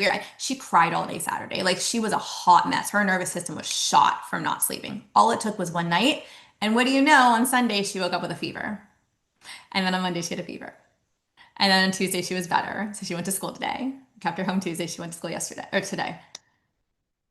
One night of not sleeping. Do you see how much havoc is wreaked on the body? Now, no shame in the game, you guys. I know as moms, sometimes we don't sleep because we have kids and we have businesses or we have work or we have families. We've got all these things to take care of, right? So I'm not passing any judgment, but I'm just using this as one example of how like a child, how much their sleep is really important and how some kids sleep. So remember that kid I told you who was 3, who went to the ENT for went through the emergency tonsillectomy. Parents were like, she sleeps 12 hours a night. Yeah, she's so exhausted. She's zonking out, but her quality of sleep was like 0. She was not getting quality sleep. So there's a difference between quantity and quality of sleep as well. So if the sleep is low and the quality is low, or if the quantity is a lot but the quality is low, that's equally an issue. So airway first, always. Airway trumps everything, okay? All right. Do, do, do, do, do, do. All right, so let's go through some more questions here. I am just closing a few things out because I have a bunch of tabs that somehow got opened. I'm just going to go in order of all the questions, so bear with me here. Have you found in your practice and years of experience that uncontrolled drooling has been linked to an unintegrated rooting reflex? Short answer, yeah, I've seen that pattern. I think it's one that's missed a lot. From a clinical lens, looking at like feeding, myo, neuro, if you have persistent or uncontrolled drooling, I do think it can be related or linked to an unintegrated rooting reflex, especially when it's showing up beyond infancy, right? And it doesn't resolve with like basic oral motor strategies or interventions. So my thought around that is that that rooting reflex rate, which is designed to help infants locate the breast or bottle, when it doesn't fully integrate, we might see more oral sensory seeking behaviors. Maybe there's like an automatic head turn or mouth opening with facial touch, difficulty with keeping the lips sealed and, getting them sealed, keeping them sealed, poor saliva and airway management. Not airway management, sorry, poor saliva awareness. That's what I was trying to say. And then management of said saliva, which again, there could be an airway thing at play too, but a lot of the saliva is going to escape in that situation. So clinically, I think that drooling, when I'm seeing drooling clinically, I'm seeing it with the open mouth posture at rest. If the tone of the lips are low tone, if there's a anterior tongue resting position, right, the tongue is low and forward, right, not just low, but also maybe forward and low. If they have increased sensitivity on their face, like, wiping their face leads to like mouth open, more mouth opening when you wipe the face. If they have a hard time nasal breathing and sustaining nasal breathing, so they might nasal breathe a couple times and pop open their mouth. And then if the kiddo doesn't like notice they're drooling or the parent reports, like they don't even realize they're drooling, no awareness, right? I think that it's not an overproduction of saliva in this case. It's really about poor oral containment, and then that sensory motor regulation, right? And so rooting doesn't really live alone, or maybe it can, but like it rarely lives alone. I tend to see it also layered with other things, like maybe their posture stability is not where it needs to be. Maybe, like I kind of mentioned, airway is at play. There may be a breathing pattern dysfunction, the delayed oral motor maturation. They are not completely integrated other primitive reflexes, maybe like the ATNR, for example. So, if you're trying to do this and you're doing like isolated lip exercises with them, like it might not be sticking. And that might be, you might be like, oh, right? So yeah, I do think that there's a link personally from like what I've seen. If drooling's persistent, it's resistant to traditional approaches, it's paired with that open mouth breathing posture, there's sensory seeking present. It's a yeah. I definitely think we need to kind of differentially diagnose that. Okay. I screened a child yesterday who I am now a positive would benefit from seeing an airway dentist. Did I share that? Yes. And getting palatal expansion. Child is not willing to participate in structured play, possibly autistic. I'm not sure they would tolerate an ALF. Any advice? So the ALF is actually a removable appliance. So if there's a K where you're worried about compliance, I would not recommend a removable appliance. I would probably go with like a rapid palatal expander that is fixed. But you do have to prep these kids, right? So here's the other thing I want to tell you about. Zoom out a bit because airway first, right? Compliance second. Now, you're not wrong to think like this kiddo needs expansion, even if you think like maybe they're not the best candidate or maybe it's not the right time yet, like right now. But the goal is still remaining like that we need to focus on airway and we need to increase nasal volume maybe, and we need to create more tongue space for the tongue to go up. And so there are other appliances that might also be more appropriate. If they can't tolerate an appliance right now, and maybe you work them up towards that. There are different ways that we can kind of build tolerance for that. Um, you get more hands in the mouth, you work on structured participation, you know, anyways, there's different things you can do. And so ALF may not be your first move, and that's okay. But maybe we work towards that because we just want to keep in mind that airway is super important, and it can also benefit the child in their overall presentation when they're getting good sleep and they are able to breathe. And that impacts brain activity, right?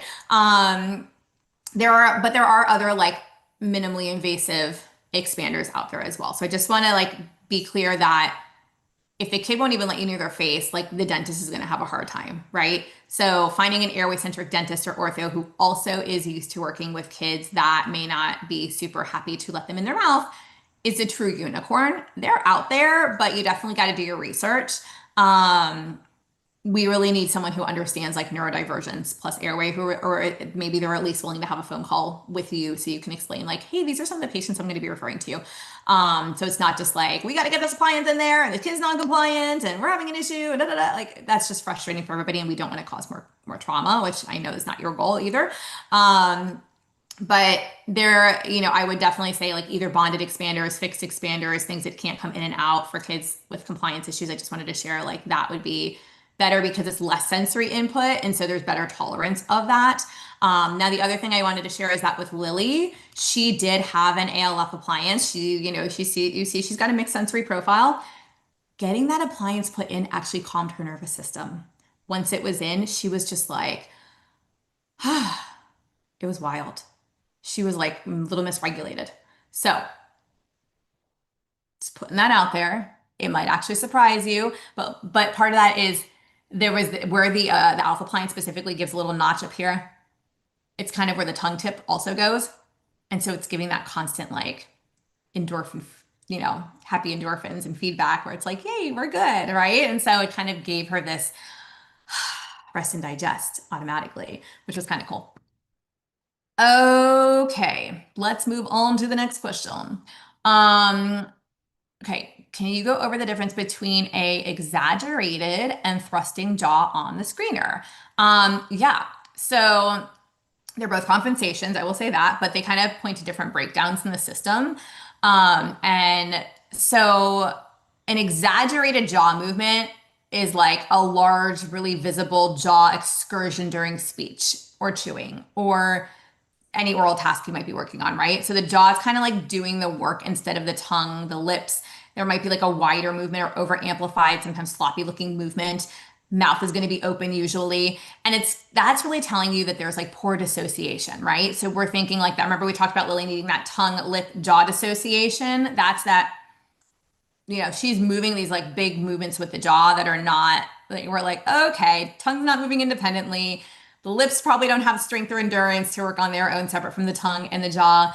Jaw stability might be weak, right? So the jaw's like, I got this. Let me help you guys out. Like, cool. And it hops in. Whereas like jaw thrusting is more of a survival strategy, if you will. On a screener, we're going to see that jaw just move forward anteriorly. It's not necessarily, it might be a big movement, but it might not be. We see it at rest. We see it during swallowing. We see it during speech. We see it when trying to close lips. We see it when thumb sucking, right? So it might be rhythmic. It might be repetitive. It doesn't have to be though.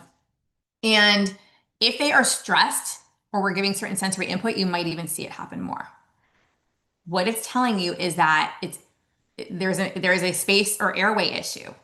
The tongue has nowhere to go. Our palate is probably high and narrow. They're using the jaw to open their airway, to stabilize their breathing, to create oral closure when they can't otherwise. Okay. Maybe their anatomy is in the way, whatever. So they're trying to bring their anatomy forward, right? So this is not just a motor problem. There's anatomically something happening typically. So if you're trying to like piece them apart, is a jaw moving like more bigger movements? We're having a hard time with dissociating, or is it just moving like forward a little bit, right? So exaggerated jaw is like a more bigger movement. Jaw thrust is more of that forward anterior thrusting positioning. Does that help? Okay. I work at an ABA clinic, and let me put this one out there. Majority of my kids prefer crunchy foods. I have been doing exploration, mixing preferred with non-preferred, and etc. What do you recommend to keep with expanding food variety? So, without getting too much into treatment, um, I just want to reframe something for you. So, crunchy is not just about texture, right? It's about predictability, that proprioceptive input. It gives them clear start and end points. They understand what it's going to sound like. They know what it's going to feel like in the jaw. There's a consistent sensory input. It regulates their nervous system. So, like, we never want to remove crunchy, but we want to use it as a bridge, okay? So I would expand within the crunchy category before we expand outside of it. Like if you jump straight from goldfish to yogurt, they're gonna be like, nah, we can't chain that. That doesn't make sense, right? Body's like, nope. So I would just be like, you know, texture laddering, if you will. So stay crunchy, but change one thing at a time. Crackers to toast to toasted breadsticks, chicken nuggets to oven baked chicken tenders to lightly breaded fish. I don't know. Freeze dried fruit that's crunchy to dehydrated fruit to baked apple chips, right? Raw carrots to carrot chips. I combine the words in my brain. To roasted carrots, right? Same crunch, slightly different feeling to the mouth, right? So that's the first thing I would probably do without getting like too deep into it. But I would start thinking about how we can just change the one thing, change the texture first, and maybe then I would go from like crunch and coat and go from like crunchy food that's dipped in something next, right? After we've kind of gone through that texture laddering, I would go through crunch and coat. All right. When exactly are you using the screener? When I get a referral for feeding, I'm expected to just do a full eval. Don't get me wrong. I love the screener. I feel like it's such a great tool to organize observations. Just curious. Yes. So when we go into schools and we do pediatric feeding and or OT screenings, or pediatric speech languages, I should say, or OT, like motor screenings, we add this in at the last 2 minutes. Or if a kid's coming in for an eval for something else, speech language, they're not coming in for a feeding eval. They're coming in for a different kind of eval. We're doing this screener during snack time, during our break. And it's just a couple minutes. Okay. So that's typically how we're doing it. I noticed she leans her head on the right side of her face. Should this be a posture concern or myo concern? So she was doing more of that because she was in a bucket seat and she didn't have the proper seating support. She was kind of like her pelvis was not in the right position, so she was just kind of all over the place. She likes to stand when she eats, which I shared the other day, but she was also a very like good posture otherwise. Like she probably has the best posture in the family. Although Mia's posture is pretty good too. I have awful posture, but I'm also low tone. Um, okay. Next question. What are the biggest red flags that warrant an airway ortho consult for a kiddo? This is one of those screen it once, see it everywhere questions. All right. Chronic mouth breathing when they're awake or asleep. Like that is like non-negotiably the number one big airway referral. You see the kid, their mouth is open. Hello. It's hanging open. Why is it open? If you notice they have a narrow or high arched palate, if their jaw thrusting or that tongue posture is low or forward, persistent drooling, sleep, right? If you know they're snoring, making any audible noise, mouth breathing, they're super restless, they get night sets, night terrors, teeth grinding, they still bedwet past like the age of 4, morning fatigue, dark circles. I'll even give you the age of 5 or 6 for bedwetting, depending on but like when they day train, they should be night trained at the same time. It's kind of like I don't know why the industry has made it so that it's different, but like it's really not different. If you have bladder control when you're awake, you should also be able to have it when you're asleep. If you don't have it at night, that's an airway issue. Morning fatigue, dark circles, ADHD like behaviors, like these are all like major red flags. Feeding patterns that just don't make sense, that are not improving in therapy, all this stuff, right? How do you know about the raised palate without seeing it? You don't unless the parent reports it. Although sometimes now I can see, like when I see a kid's face, if it's long and narrow, I can see if the teeth look like they're kind of coming to a V shape in the front. I know they got a narrow palate. If their teeth they don't have space between their baby teeth. They're too narrow. How young can a child get an appliance? So some will do it as young as 2 years of age when the 2 molars are in. That's very rare though. I see more kids going in now at like 3 to 4. My kids both had it starting at 4. Okay, we answered that one. Um, okay, so there is a question here that I will answer about difference between Feed the Peds and SOS feeding approach courses. So I took SOS, oh, I don't know, back in 2016, 17. I don't know.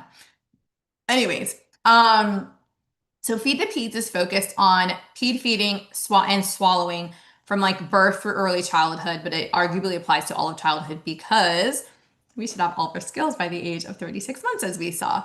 So we also bridge like neurobiology and functional feeding systems in a very clinically deep way. Okay. So it's foundational, but it helps you think through assessment and goals and treatment planning and priorities and sequencing, decision making, feeding, airway, TOTS, ortho. I'm not teaching ortho, but we talked about the bite and everything too, like all of the overlap of all the things, right? And so we really put an emphasis on practical application across ages in clinical presentations, including strategies that move beyond like toy drills to real food, like real world feeding systems, right? And so you're going to walk away with like a framework, not just protocols.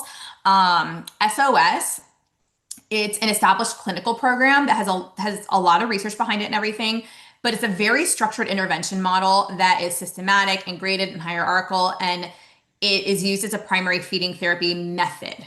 And so the difference is you have to implement that method exactly as it's taught in order for it to be true SOS and honestly for it to work. I've tried it with kids one-on-one outside of a feeding clinic, outside of a feeding group. It doesn't work. It doesn't work. So unless you're in an SOS clinic that is built out to actually carry out the therapy in the way that their system and method teaches, it becomes another tool in your toolbox instead of an actual system that you can put into play. It's built on their steps to eating, which I think are great. It's a food hierarchies as well, which I think are important. Systematic like desensitization is a part of it as well. And it integrates the sensory side of things. We're more sensory motor based, oral motor based, in my opinion, than they are. They are more focused on like like food exploration, which I think is also important. Sensory comfort, like we go through all that too. But it is so structured that the number one things that I've heard from people is that they felt like it just wasn't something they could implement. Is it a great course? Yes. Is it the same as what we're teaching? Absolutely not.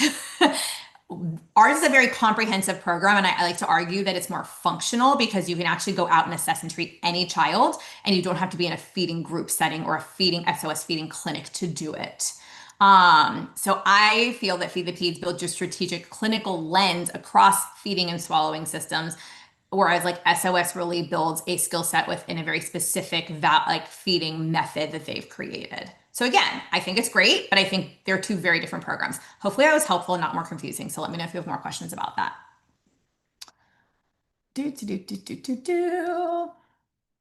Okay, now we've got a question about tongue tie. My favorite topic. Yay. All right, so the tongue tie release procedure pendulum has swung from clipping to letting it be over the years, at least in my area of research. Not where I am, but let's talk. What are your thoughts on when to intervene versus not in a case of no nursing or feeding issues? Okay, so let me be super clear. Just because tissue is tight does not make it a tongue tie. We need two things present for it to be a defined clinical diagnostic tongue tie. There has to be a physical limitation, function, like so we need the anatomical physical limitation of like tight tissue, right? Tight fascia.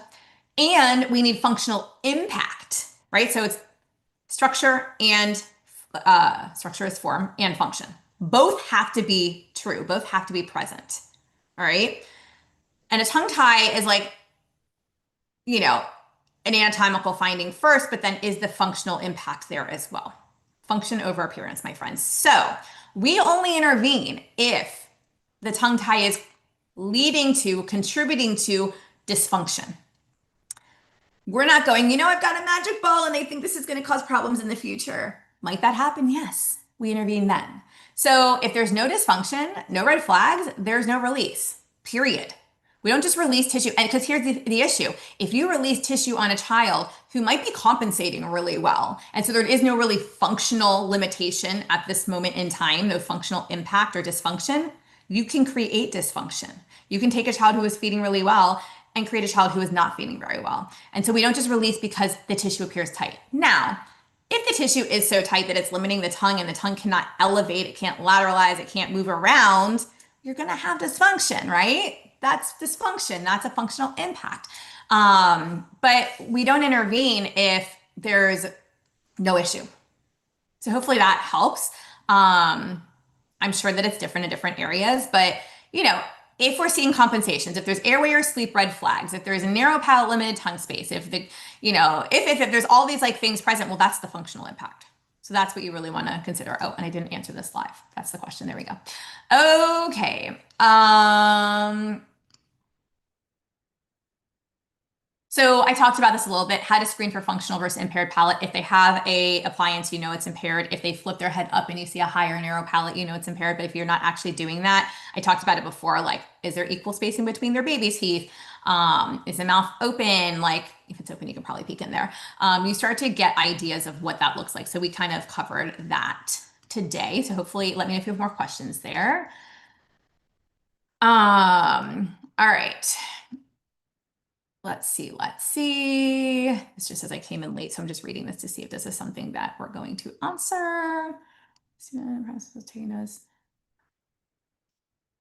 What is a brief explanation to decide what is too many red flags versus what may be normal or not needing further eval? So if you have, if you're like, I think there's some concerns and there's like, you've checked off 3 concerns, 2 to 3 concerns on the list, that is enough to refer onward for evaluation. Now, we don't want to create an issue where one doesn't exist, but if you're like, this kid is like a messy eater, food's falling out of their face and their mouth is always open, that's enough. If you're like, they're drooling a lot, tongue's low and forward, that's enough. If you're like, they're struggling to eat with a utensil and they seem to have a limited amount of foods that they eat, or they gag at the sight of that food, that's enough, right? It just takes a couple of things. It's better to assess and not need the therapy than to not assess and miss a kiddo, in my opinion. All right, let's see. Okay. Would you / how would you do this screener with a child who has oral aversion and is solely tube fed? Excellent question. And this is one that separates a checkbox screener from a clinically intelligent conversation. No, I was kidding. I would still screen, but I would radically change how I'm doing it because we're kind of screening the whole system now and not the mouth. Here's the other thing. This kiddo is tube fed and has an oral aversion. So if they want to work on feeding, that's enough to know that you need to go straight to an eval. So I wouldn't be doing a screening per se. I would be doing a more comprehensive eval and gathering more information at that point. But I will say that like with the tube fed kiddo, let's see, for some reason, just to answer your question, we got this oral averse kiddo. Our screener is not about oral compliance. It's not about oral skill performance. It's not, can they do the task? It's really about like posture and breathing and regulation and compensation patterns, if any are present. If there's any signals that are visible, without signs or symptoms, signals visible without even touching the mouth. If you push focusing on the mouth, you're going to end up losing the child and the data in that situation, most likely. So, oral rest posture, I would totally be looking for that, and breathing patterns and jaw behavior and facial tolerance and stuff. But again, I'd probably just be moving straight into the eval with that kiddo because you know that there's a feeding aversion, there's a feeding disorder in place already. All right, next question.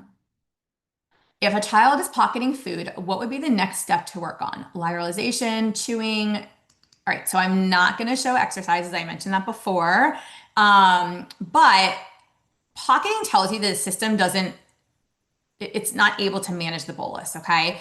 It can come from poor tongue lateralization. It could come from inefficient or absent rotary chew. Maybe there's low cheek tone or sensation in the cheeks. Maybe there's poor jaw stability. There could be breathing or airway issues, sensory avoidance, especially with mixed textures, so the answer is not really like either or. It's like we kind of have to figure out what's the biggest issue and kind of sequence them and figure out why the food is staying there. So very loaded question because there is a whole host of things that we could do, and it's all going to depend on like what is the issue? Do we need to is it tongue lateralization we need to address and bolus awareness? Is it cheek activation? Is it the chew that we need to develop right into and develop like functional chewing support for them? Do we need to work on actively clearing it with another compensatory strategy for right now? I wouldn't start with like, well, I'm not even going to jump in because I don't really know the case, but hopefully that helps. Okay, how did I cure my child's asthma? Let's dive into that one. So, my kiddo was she had chronic. I'm trying to see if I have her CBCT, Mia CT. Might be cool to see. Yeah, medical history. So Mia had chronic croup starting at birth, basically as an infant. She was hospitalized once with RSV and croup and dehydration. She also had a febrile seizure that time in the car on the way to the ER, which I caught on camera, which was interesting. Anywho, this progressed. She continued to have croup. We had a albuterol, like rescue inhaler on hand at all times. We also had dexamethasone, a steroid, on hand at all times because croup always appears in the middle of the night. And our pediatrician was like, "You don't need to keep driving to the ER, the ped ER in the middle of the night. Like, let's help your child, right?" So we had a protocol in place. When I tell you, as a 3-year-old, she had croup 9 times in 1 year. And it's like someone would sneeze and she would get sick and it would turn into croup within 24 hours. Like she could not handle being around anybody with any cold, viral illness, whatever. And so they deemed that it was viral induced asthma, but they said, but she also seems to have like environmental induced asthma. No, was it viral and environmental? Is that the two? Yeah. Anyways, my brain is stopping to brain. Sorry, my brain is stopping to brain. My goodness, my brain is no longer braining. So what we learned was that she was presenting like a kiddo with asthma. Her airway was in complete crisis mode, and she already had a small airway, so it would get inflamed, and boom, croup. So after she was on steroids 9 times in a year, I was like, something has got to give. Like I can't keep doing this with her. It doesn't seem fair to her. It doesn't seem fair to me. Like this kid doesn't sleep. Like poor thing, right? Plus, like we know that steroids decrease your immune system. So let's give a kid who literally gets sick every time they're around somebody who's already has a decreased immune system, who gets sick every time they're exposed to anybody with any type of viral illness, they get croup again. Like let's just keep depleting her immune system with another steroid because that's what we need to open the airway. Like this was I was like, I cannot. So at this time, Audrey Yoon had come out with some research that hadn't been published yet, but that she shared inside one of my programs. And she said, we're seeing for every 1 millimeter of expansion, there's like a 2.7% increase in the airway. And I was like, what? Tell me more, right? I'd already done early expansion with Lily. And so I was like, we got to expand Mia. Got to expand her. So at 4, I took her to an airway dentist in North Miami Beach. And she normally would have put her into like a myo brace or something, which I'm not a big fan of, but conversation for another day. But I told her what happened. She said, oh no, she's in an airway crisis. We need to get her on, like into a fixed appliance to expand her fast. Like we need rapid palatal expansion, upper and lower. So that's what we did. And guess who stopped getting sick? Mia. The same thing happened to Lily. Now, Lily was not as urgent, but she was a kid who was constantly just upper respiratory, so sick throughout all of cold and flu season. She got her ALF in August of 2019. And in cold and flu season, her mouth was closed and she didn't get sick at all that year. And then we went into COVID in March of the following of that, basically towards the end of cold and flu season, we went to COVID, which is when Mia was diagnosed with this viral induced asthma. And I'm like, cool, we have this like airway thing happening that we don't know. And my kid can't be like anywhere because we don't know what this is. Mia was also on Flovent inhalers during the summer up north. So that's why they were like, it could be environmental because just during the summers up in Maryland, she needed Flovent. Very interesting. It was like 2 months for 2 summers. But after we did expansion, we no longer needed flow vent in the summers. Actually, it was one summer up north and one summer down here. So we were like, is it environmental? I don't know. But why is it just like June and July that she needs that? Weird. So we have not used rescue inhaler. She has had croup maybe once or twice since starting expansion at age 4, but she's about to turn 8. Once or twice in 4 years, compared to the 9 times she had it as a 3-year-old and the chronic history of it as an infant and toddler, right? Leading up until that 3-year-old point. So I think it's for every 1 millimeter, Molly, of expansion, dental of like expansion here in the actual palate. Okay, so we're not talking moving teeth, we're talking the physical expansion of the suture line down the center of the maxilla, the upper palate. There's I think it's 2.7% increase in airway space back here in the nasopharyngeal area. The airway dentist in North Miami Beach is Dr. Miriam Barahill. She's great. But Mia did need further expansion, and we're doing that with Dr. Koval here in Boca.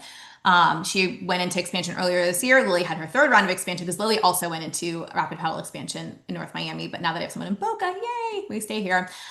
She's also doing my appliance that I have in my mouth, my Marpy. And I will tell you that all 3 of our airways are so much better for the expansion. They're now in Invisalign to continue expansion and straighten their teeth and everything. But yeah, so expansion is how we cured it. Yeah, pretty wild. Let me know if you have more questions about that. Does the course only happen 1 time per year? Currently, we are offering it 3 times this year. This is the first. The masterclass is free, Brian. The masterclass, the VIP masterclass is free. It's on the screen, the Peds page. Hallie AI is not free. But if you email the team, they can show you where it appears. We do give a free trial inside of Feed the Peds. You get access for at least 6 weeks, I think, inside Feed the Peds, if not a little bit longer. Okay. Have a few CP patients. Ideas to improve tongue, my goodness, tongue strength, other than chewing to improve lateralization. Also, tongue not up at rest. They can't do typical exercises to improve tongue strength. So for CP, a little shift here. Tongue weakness is oftentimes poor activation and poor stability, not necessarily lack of strength. It could be though. Lateralization, we do see it improve when the jaw, the trunk, and breathing are supported.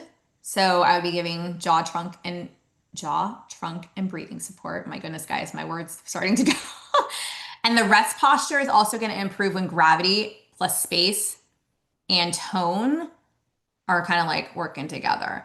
So we're building conditions for them, right? Not necessarily like treatment reps. To improve lateralization without like drilling, chewing or something, that bolus placement plus gravity is going to really work in your favor. So instead of asking for movement, it's sort of like placing a puree or a soft solid laterally on the molars. You might get like a slight head turn toward that food side, right? Using reflexive patterns, maybe a slight chin tuck, even to support tongue contact. The tongue often will lateralize when the body is positioned correctly. So I might try something like that. You could also try using temperature and taste to wake the tongue, like using contrast. So like cold spoons, flavored purees with a stronger taste if it's safe for them. Temper variation, on different sides, like left versus right. I'm going to share a tool that I really love. There's 3 of these. This is created for the adults. There is a pediatric version available now too. Actually, Cheryl Pelletier, who is one of our mentors, created these. The Side Biter by Nosh Feeding, Gnosh. Highly recommend. And she has one that has so basically you take the food and you cut it so that it fits in here. So they, oh my goodness, can visually see it, but there's no holes in this one. So they're not actually going to get any food. And then you put the pumper in there to like push it down and everything. And then there is one that has like slightly bigger holes and one that has even bigger holes, right? So you can actually get, I'm trying to turn it so you guys can kind of see, but it's hard to see on the screen. So you can get like little bits of food out that are safe to like maybe swallow. Because right? So Side Biter, highly recommend. along with maybe some of what I've shared. Trying to think of what else. Well, okay, so I'm gonna stop there because I think we gave some information, but maybe even some spoon resistance. So I might offer the spoon with slight resistance, let them pull the food off if they can, and you kind of control the resistance, not them, because that's going to help build tongue elevation and anterior strength. So that could be another thing too.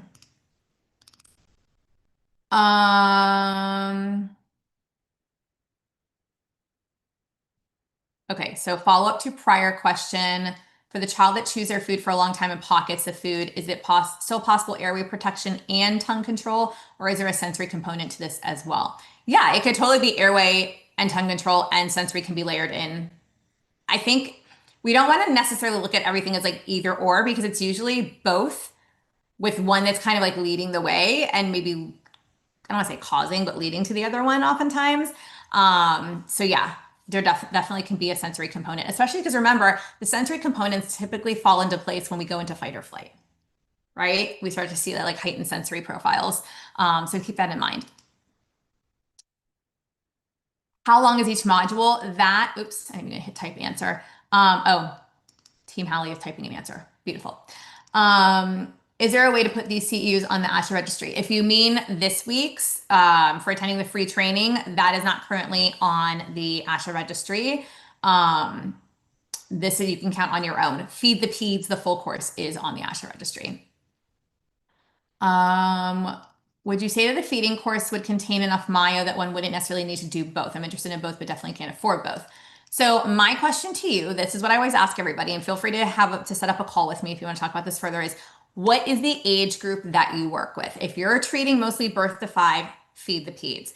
If you're treating 4 or 5 plus and you're not working with a ton of feeding and you feel like there's more Mayo kids, take the Mayo method, which is our Mayo course, for example. Because I do teach how to adapt Mayo for the birth to 5 crowd, but that's different than your traditional Mayo program for the 5 plus crowd, if that makes sense. So, and that's because Mayo doesn't really start until age 4 or 5 cognitively. You have to be able to follow certain instructions that most 4-year-olds are not going to be ready to follow yet in order to truly do like a typical traditional Mayo program. And that is why we're adapting it inside Feed the Peds for younger kids, because I don't think these kids should wait, but we have to approach it differently. We talked about pocketing of food, so hopefully that helps. Okay, so I work with adults who have intellectual disability, autism, ABI, similar needs. Can this course relate to adults who have developmental oral motor needs? I've learned so much and I have over 28 years experience. Oh, love that. Welcome. So you are asking this like a system level clinician, and I love that. So yeah, I mean, I would say this absolutely relates to adults with developmental oral motor needs with some important caveats, right? Feeding development doesn't expire at age 18. And as I mentioned, like all of the skills should be in place by like 36 months of age, right? So adults who are, living with some of what you've shared here, they're often living with incompletely integrated feeding foundations. It's not like a new problem. It's been there since they were a child. So if you're seeing pocketing or you're seeing prolonged chewing or limited lateralization or long tongue posture, poor bolus control, et cetera, et cetera, et cetera, you're looking at developmental feeding patterns that never fully matured, right? It's not necessarily degeneration. And so that's where the material can transfer. Now, I would say the foundational concepts, like they do translate to the adults in that sense. I just think we would need to adapt this, and you probably already know this in terms of expectations, because for adults, goals often shift from like developing new skills to optimizing safety, efficiency, comfort, maybe developing, typical normal patterns to like functional patterns that reduce fatigue and risk, which is something that's still important for pediatrics as well. I mean, all this is important for both. Tongue to palate rest posture, maybe that's not realistic for some of them. But maybe reducing anterior pooling or open mouth posture is. And so it kind of looks at like, what are the goals for them? And then, you might not teach the skills the same way, like the language and framing of the skills. You might need to modify the environment or adjust textures differently, or use positioning and pacing more appropriate for the adults you're working with than a smaller child. maybe you're supporting awareness rather than like demanding like precision, but again, also deal with medical complexities in children. So sometimes we're teaching, we're teaching them how to be safe eaters, and it's not going to be precision that we're going for. Um, so I really think that this coursework gives like a good framework and language, and your 28 years, I think you said 28 years or so, gives like discernment, right? And so that's really a powerful combination, if you will. You wouldn't be following everything that we're teaching super rigidly. It's going to help you maybe recognize patterns, discard what's not. You can discard what doesn't apply. You can translate concepts into adult appropriate strategies. So like in short, yeah, like you can totally take the course, but like kind of with those caveats. I just think that with your experience, if someone new came to me and said I'm working with adults, I would say no. But because you have the experience, I think you have the discernment. I think you can apply this thoughtfully, ethically, effectively. If you want to take it, amazing. With the understanding that like we're teaching it as though it's pediatric focused. Um, so if you have other questions, let me know. Happy to chat.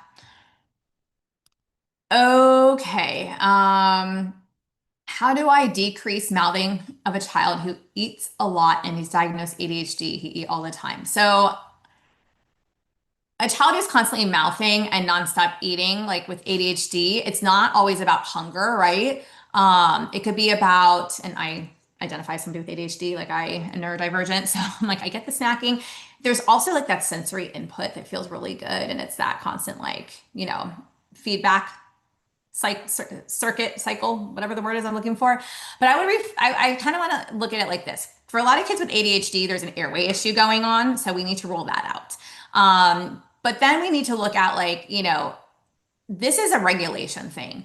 Their constant eating and mouthing is about regulation. Airway could also be about regulation, but it's typically meeting a need of like oral sensory input, right? That proprioception, dopamine regulation. Maybe the tongue's not up on the roof of the mouth, which it sounds like it's not. So we're getting the dopamine somewhere else. Focus and attention. It's calming their nervous system. There's that jaw input, which helps to organize, the body. So if we try to remove any of the behaviors without replacing the function, it's actually going to get worse. So my number one rule though is like rule out true hunger. If meals are balanced, which I don't know if they are, and this is tricky with some kids, but like protein, fat, fiber, etc., carbs, we got all the things in there, and they have a regular meal and snack schedule, and there aren't any medications that are suppressing their appetite earlier in the day, because that could be a problem as well. We have to like check these things before we intervene behaviorally. So if nutrition is covered, then this is probably a sensory regulatory eating thing, right? I give the mouth a job, right? Like you don't stop mouthing, you kind of redirect it. So maybe better oral input. So maybe we're using crunchy snacks, chewy foods, thick smoothies through a straw. Like those could, they might be young for gum, they might swallow it, so that might not be appropriate. Toolery, right? Oral tools, those kinds of things. And then I try to separate eating from mouthing, right? This is a really big one. Eating times are for food, regulation times are for oral tools. We don't mix them, and we kind of teach that to them. If food is always available, they're never going to learn regulation without eating. So we can say things like food is for meals, chewy's for your mouth when it needs help, right? So, if your mouth wants to be busy, chewy, food time is for meals, like it's not meal time, right? But if you have the snacks out and available all day, that won't work. So you actually have to only have them out like the 5 or 6 times per day that the child's eating a snack or a meal. What else? Whole body input. I'm not an OT, but I know we got to regulate that whole body in order to help the mouth. We always say like what you see on the hips, you see on the lips, and vice versa, right? So if like the body's dysregulated down here, it doesn't have support, it's not going to be, things up here are going to be kind of not functioning like they should either. So I know a lot of our OTs will say like heavy work, wall push-ups, walk like an animal, maybe some swinging or rocking or something, lap weights. I don't know. Not an OT, but I don't know. Those are some things that I would definitely look for. But I want to highlight the airway thing really quick. Watch for red flags. Open mouth posture, drooling, jaw thrusting, poor sleep, snoring, that kind of stuff. Fatigue when chewing, because airway or oral motor factors may actually be contributing to those regulation needs. And that's really, really important to check out as well. I wanted to spend a few minutes on that one because we see ADHD in a lot of our young kids. I have had kids on uppers and downers, all these meds with ADHD at age 5, and it breaks my heart they never had an airway eval. I do not think any medical professional should put a child on any type of stimulant or depressant because a stimulant is needing help helping them come off of it, or because the child then got depressed on these stimulants. It's wild. I got a kid on 5 meds once at the age of 5 for his ADHD and all the other things. We should never put a child on any of these stimulant medications without first doing an airway evaluation and or a sleep study. I said what I said. Okay. I think we answered the name of the doctor. Earliest age tends to be 2 to 4 years, depending. Could Lily's sinuses also have expanded from natural growth as she aged, or do her sinuses remain the same size always? So here's the thing. Our skulls are shrinking. Okay. So yes, they could expand, but in the relation, it wasn't that they were too small. It's that they were filled with fluid. That was like inflammation, fluid, congestion. So those spaces were there. They were just filled. So it wasn't a size issue. It was a what's in that space issue. Yeah. And we do grow. We should grow, but a lot of our kids are not. If you need an expander or braces, you have an orofacial myofunction disorder 100% of the time. Just putting that out there. All right. Could a tongue tie have any correlations to toe walking? I don't know that it's correlated. Do we see both in some children? Yes. I would say it's maybe indirect, not causal. So maybe there is a correlation. I don't know. I don't know that. I have not seen any like research done on it, which is why I'm hesitant. But the tongue tie does not necessarily cause the toe walking, right? We are connected from the tip of our tongues to the tip of our toes through fascia. Like you probably heard me say that. But I do think they're both kind of, I wouldn't say they're both, well, they're kind of both midline things. Tongue tie can be one piece of a pattern that you might see a kid who also toe walks. They've got poor postural stability. They've got airway compensations. They've got retained primitive reflexes. They've got sensory motor dysregulation. And so when you're seeing all these things together, there's like upstream drivers, right? And so, if you see one, I would probably look for the other, but it doesn't mean it's definitely there. Does delayed tooth eruption have an impact on progression through the developmental phases of oral development? Only had 4 front teeth until 18 months. This child was also 4 weeks preem, but now there are no cognitive or language challenges. So delayed tooth, both of my kids had delayed tooth eruption, by the way, and when they got expansion, their teeth started falling out of their heads left and right. It was wild. It can influence how oral skills are practiced, but it doesn't automatically derail development, okay? Oral development. 4 weeks preemie, obviously we look at corrected age, right? So 18 months, yeah. I'm just counting in my head, da, da, da, da, da. Okay, so tooth eruption does also vary wildly. I'm not a dentist, but I will tell you that our teeth don't create our oral skills. We can do a whole lot with our gums. And so if you think about it through the first year of life, most of the skills we are developing, even into the second year, they don't require teeth. Now, are you going to need teeth to chew meat off of a bone? Yes, you are. You're going to need that to help grind it down. It's going to be really challenging if you have some front teeth and you don't have any back molars like your 2-year molars are not coming through, right? But can kids kind of figure it out and do it with and gum stuff early on? Yes, they can, right? So how well you break something down is going to depend on the teeth maybe, but the teeth do not create oral skills. They just shape how we practice them. So hopefully that helps. Not dependent on teeth, lateralization of the tongue, lip closure, jaw grading, open and closing, transitioning to textured solids, sensory tolerance to textures, none of that even depend, we don't need teeth for that stuff. With only the front 4 teeth, that molar based chewing is not, like I was mentioning, won't be available yet, but rotary chewing is not going to fully emerge until later. That's part of why it comes later. So the tongue is going to probably rely more on mashing from the tongue, between the tongue and the palate, munching, on the jaw, on the future molar sites, up and down jaw patterns, like anterior biting and everything. But that's just a variation of practice. So yeah. I guess I'm just trying to think if there's anything else without going further into this. Yeah. Hopefully that helps answer the question.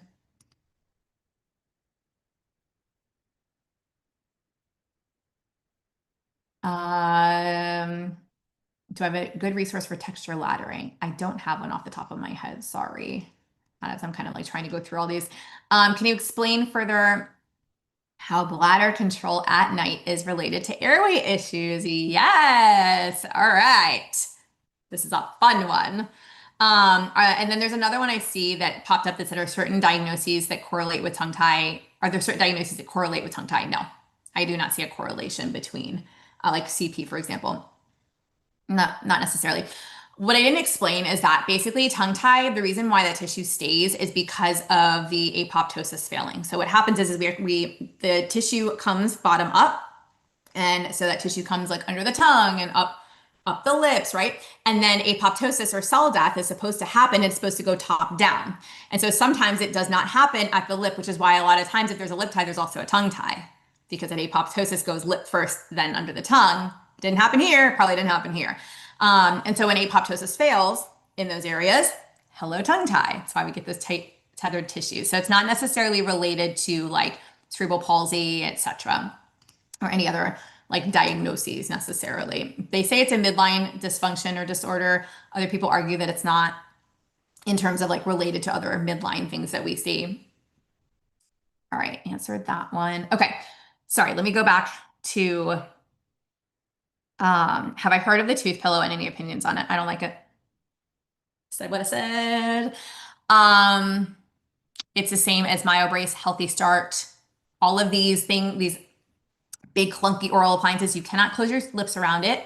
In my opinion, it doesn't help an area issue. It creates one or exacerbates one or makes it harder to address one. And I don't know any children that have used that as a sole tool for expansion that did not still need expansion with a fixed appliance or other removable like an ALF or rapid palatal expander, etc. afterwards. So there's that. Okay. Sorry, I was like going through, is there ever an age where it's too late to expand? There sure is not. I have expansion in now. That's why you see this funny looking space between my teeth and my teeth are like in a weird shape right now. So I'm going through expansion. All right, so we're going through the bladder control issue. We got 5 more questions here, guys, to answer before we'll wrap up today. So amazing. This is far more physiologic than most people realize. And like, this is why I was like, let me answer some other quick questions before I dive into this in case some of you got to go. Nighttime bladder control is regulated by our brain during sleep. Anything that disrupts sleep quality, oxygenation, or arousal patterns can disrupt that control. And that's what an airway issue does. So, nocturnal enuresis or bedwetting is oftentimes a sleep airway problem first, not a bladder problem. Now, am I going to say it can't possibly be a bladder problem and your sleep is fine? Of course, it could possibly be. Anything is possible. We can't really speak in absolutes, except for when I'm talking about my opinions on things I like or don't like. I either like them or I don't, with caveats, right? That's an absolute.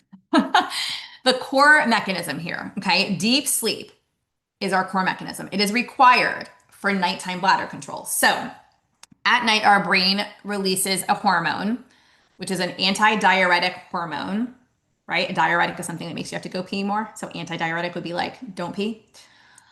That reduces urine production. It allows the bladder to hold urine longer and it keeps us asleep. This happens only in the stages of deep consolidated sleep, right? There's 4 stages of sleep. So that deep level of sleep, that fourth level of sleep. Airway obstruction is going to disrupt that deep sleep. So when a child is mouth breathing, snoring, has airway collapse, partial airway collapse, sleep disorder breathing, their sleep becomes fragmented, really shallow. It's full of these micro arousals, meaning like their body's waking up, even if they're not fully awake, their body is like aroused to like a higher level of sleep. And so they might look asleep, but neurologically, they're not cycling through all 4 stages properly. Less deep sleep means less of that ADH, that hormone that stops from urine developing during the night. More urine plus poor arousal equals bedwetting. So you've got the perfect storm, right? Increased nighttime urine production, a bladder that fills faster, a brain that can't either wake the child fully or maintain inhibition of that reflex that makes you pee. So the bladder empties automatically. It's not on purpose. It's not behavioral. It's physiological, right? So there's also another mechanism that a lot of people are not aware of here. negative pressure and heart signaling. So when the airway actually collapses during sleep, we work harder to breathe. This is good, true for children and adults. This creates a negative interthoracic pressure. That pressure actually stretches our heart chambers. And our heart responds by releasing ANP. Don't ask me what that stands for. I just know the P is a peptide. You'll have to look up ANP. But it's a hormone, okay? It's a peptide, a hormone that increases urine production, and it counteracts that other hormone that I was mentioning, the antidiuretic hormone. That one's easy for me to remember. So even if ADH is released, that AMP cannot, sorry, the AMP can override it, right? ADH is working the way it's, ADH is working the way it's supposed to. That AMP, the peptide hormone, that one overrides it. And so the airway obstruction is literally saying to the body, dump fluid, get it out. And so the reason why this shows up at night is because our daytime bladder control is a voluntary thing. Our nighttime bladder control is neurological and hormonal. And so kids can be totally continent during the day and still wet the bed at night. This can also be true for an adult. And this is why bladder training, nighttime training, all that, it fails because the airway is not going to allow you. Like, I cannot tell you how many parents have brought their kids to us, gone through myofunctional therapy, fixed the airway issue, and no more bedwetting. Hello, right? So I wanted to spend a lot of time on that because I think it's a really important question and conversation that's just not talked about enough. All right. Currently a stay-at-home mom. I'm an SLP taking a few years off. My son is 6. I'm into feeding therapy now. I'm not going to share your name because I don't know if you wanted to share it or not. Does this only work for kids up to 5 or be worth taking? No, you can absolutely help them with this. And if you have any questions, please reach out to me either at Hallie Bulkin on Instagram or set up a call. But yes, this is for all of pediatrics. Hopefully, I also kind of answered your question when I was talking about even the adults with delays and disabilities, because we should have those skills by age 3. And if we don't, it's the foundational stuff we're working on anyways, but it applies across pediatrics for sure. Do you have any recommendations for where parents can gain a more thorough understanding of myofunctional and feeding impairments for their own children and how that relates to the whole body? So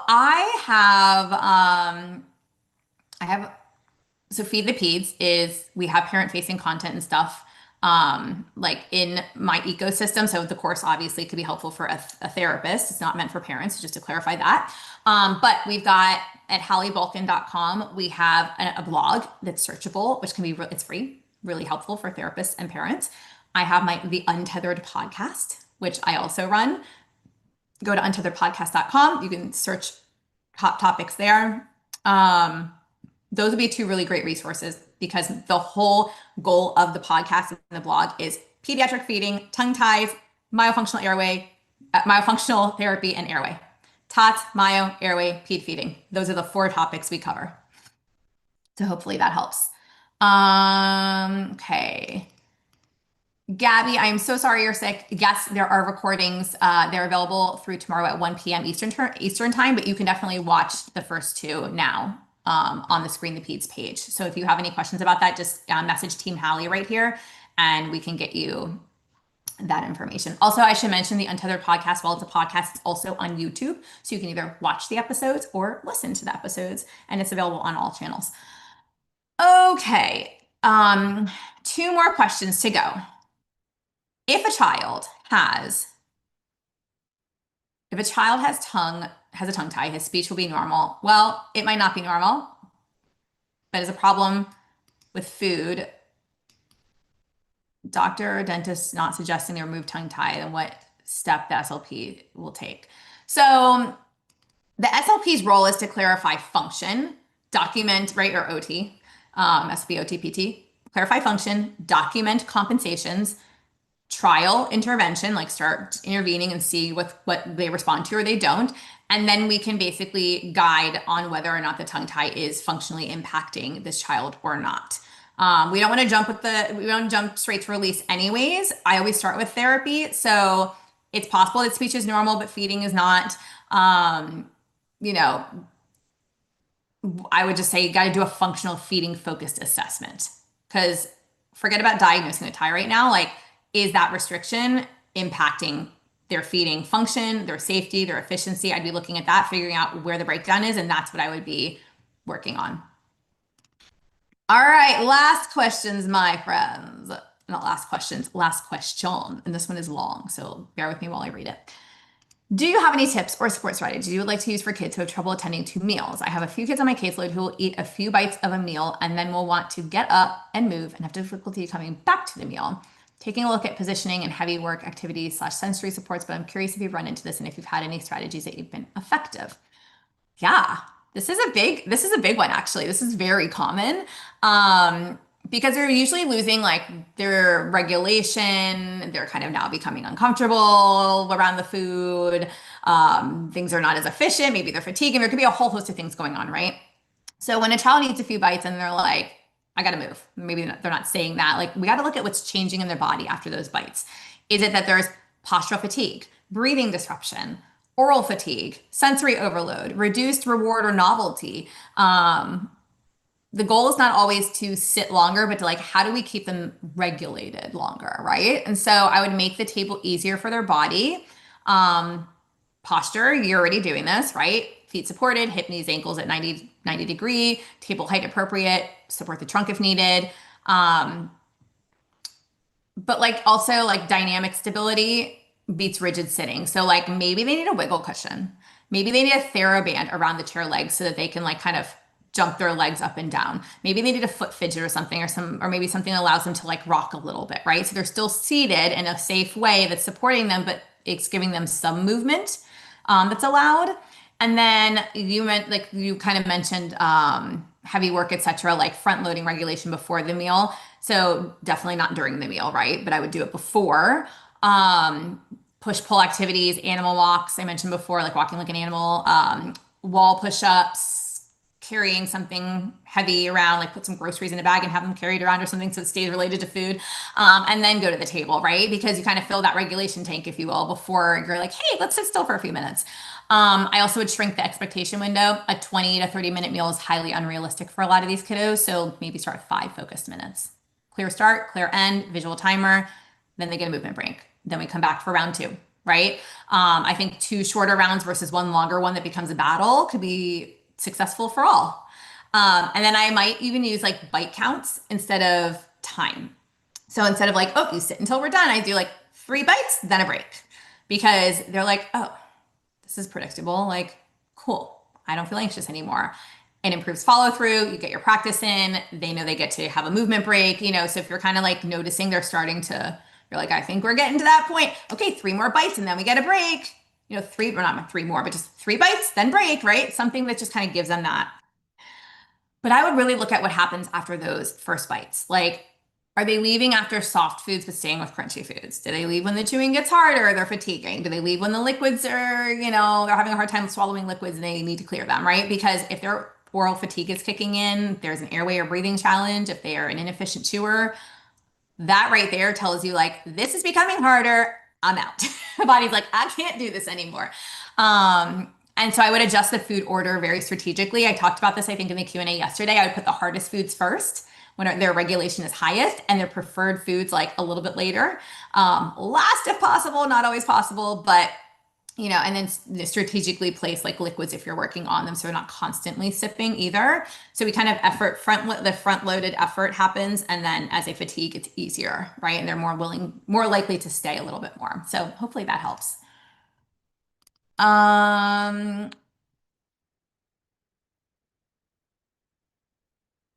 Mandy, I'll send it to you. I know you. And I think it's on my social media. I think I closed it out already, so it'll take me like 5 minutes to find it again. Just DM me. Do we refer to ENT if there's no airway dentist near us? Well, if you're referring to ENT, it really depends on why. Are you concerned that the adenoids or the tonsils are blocking the airway and they really can't breathe? The kid has all these airway issues. If so, sure. But you need to do your due diligence, because a lot of these providers are just going to send the kid back anyways and go, they're fine. Or they might put them on a round of nasal spray or antibiotics and then send them away and say, they're fine.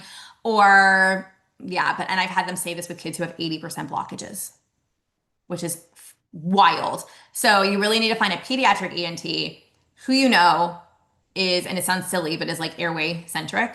They're not just like, yeah, we looked, they're fine, because they're afraid to scope the kid or do a scan.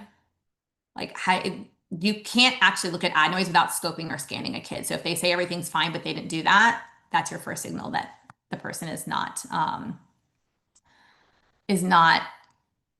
uh, really doing a full evaluation.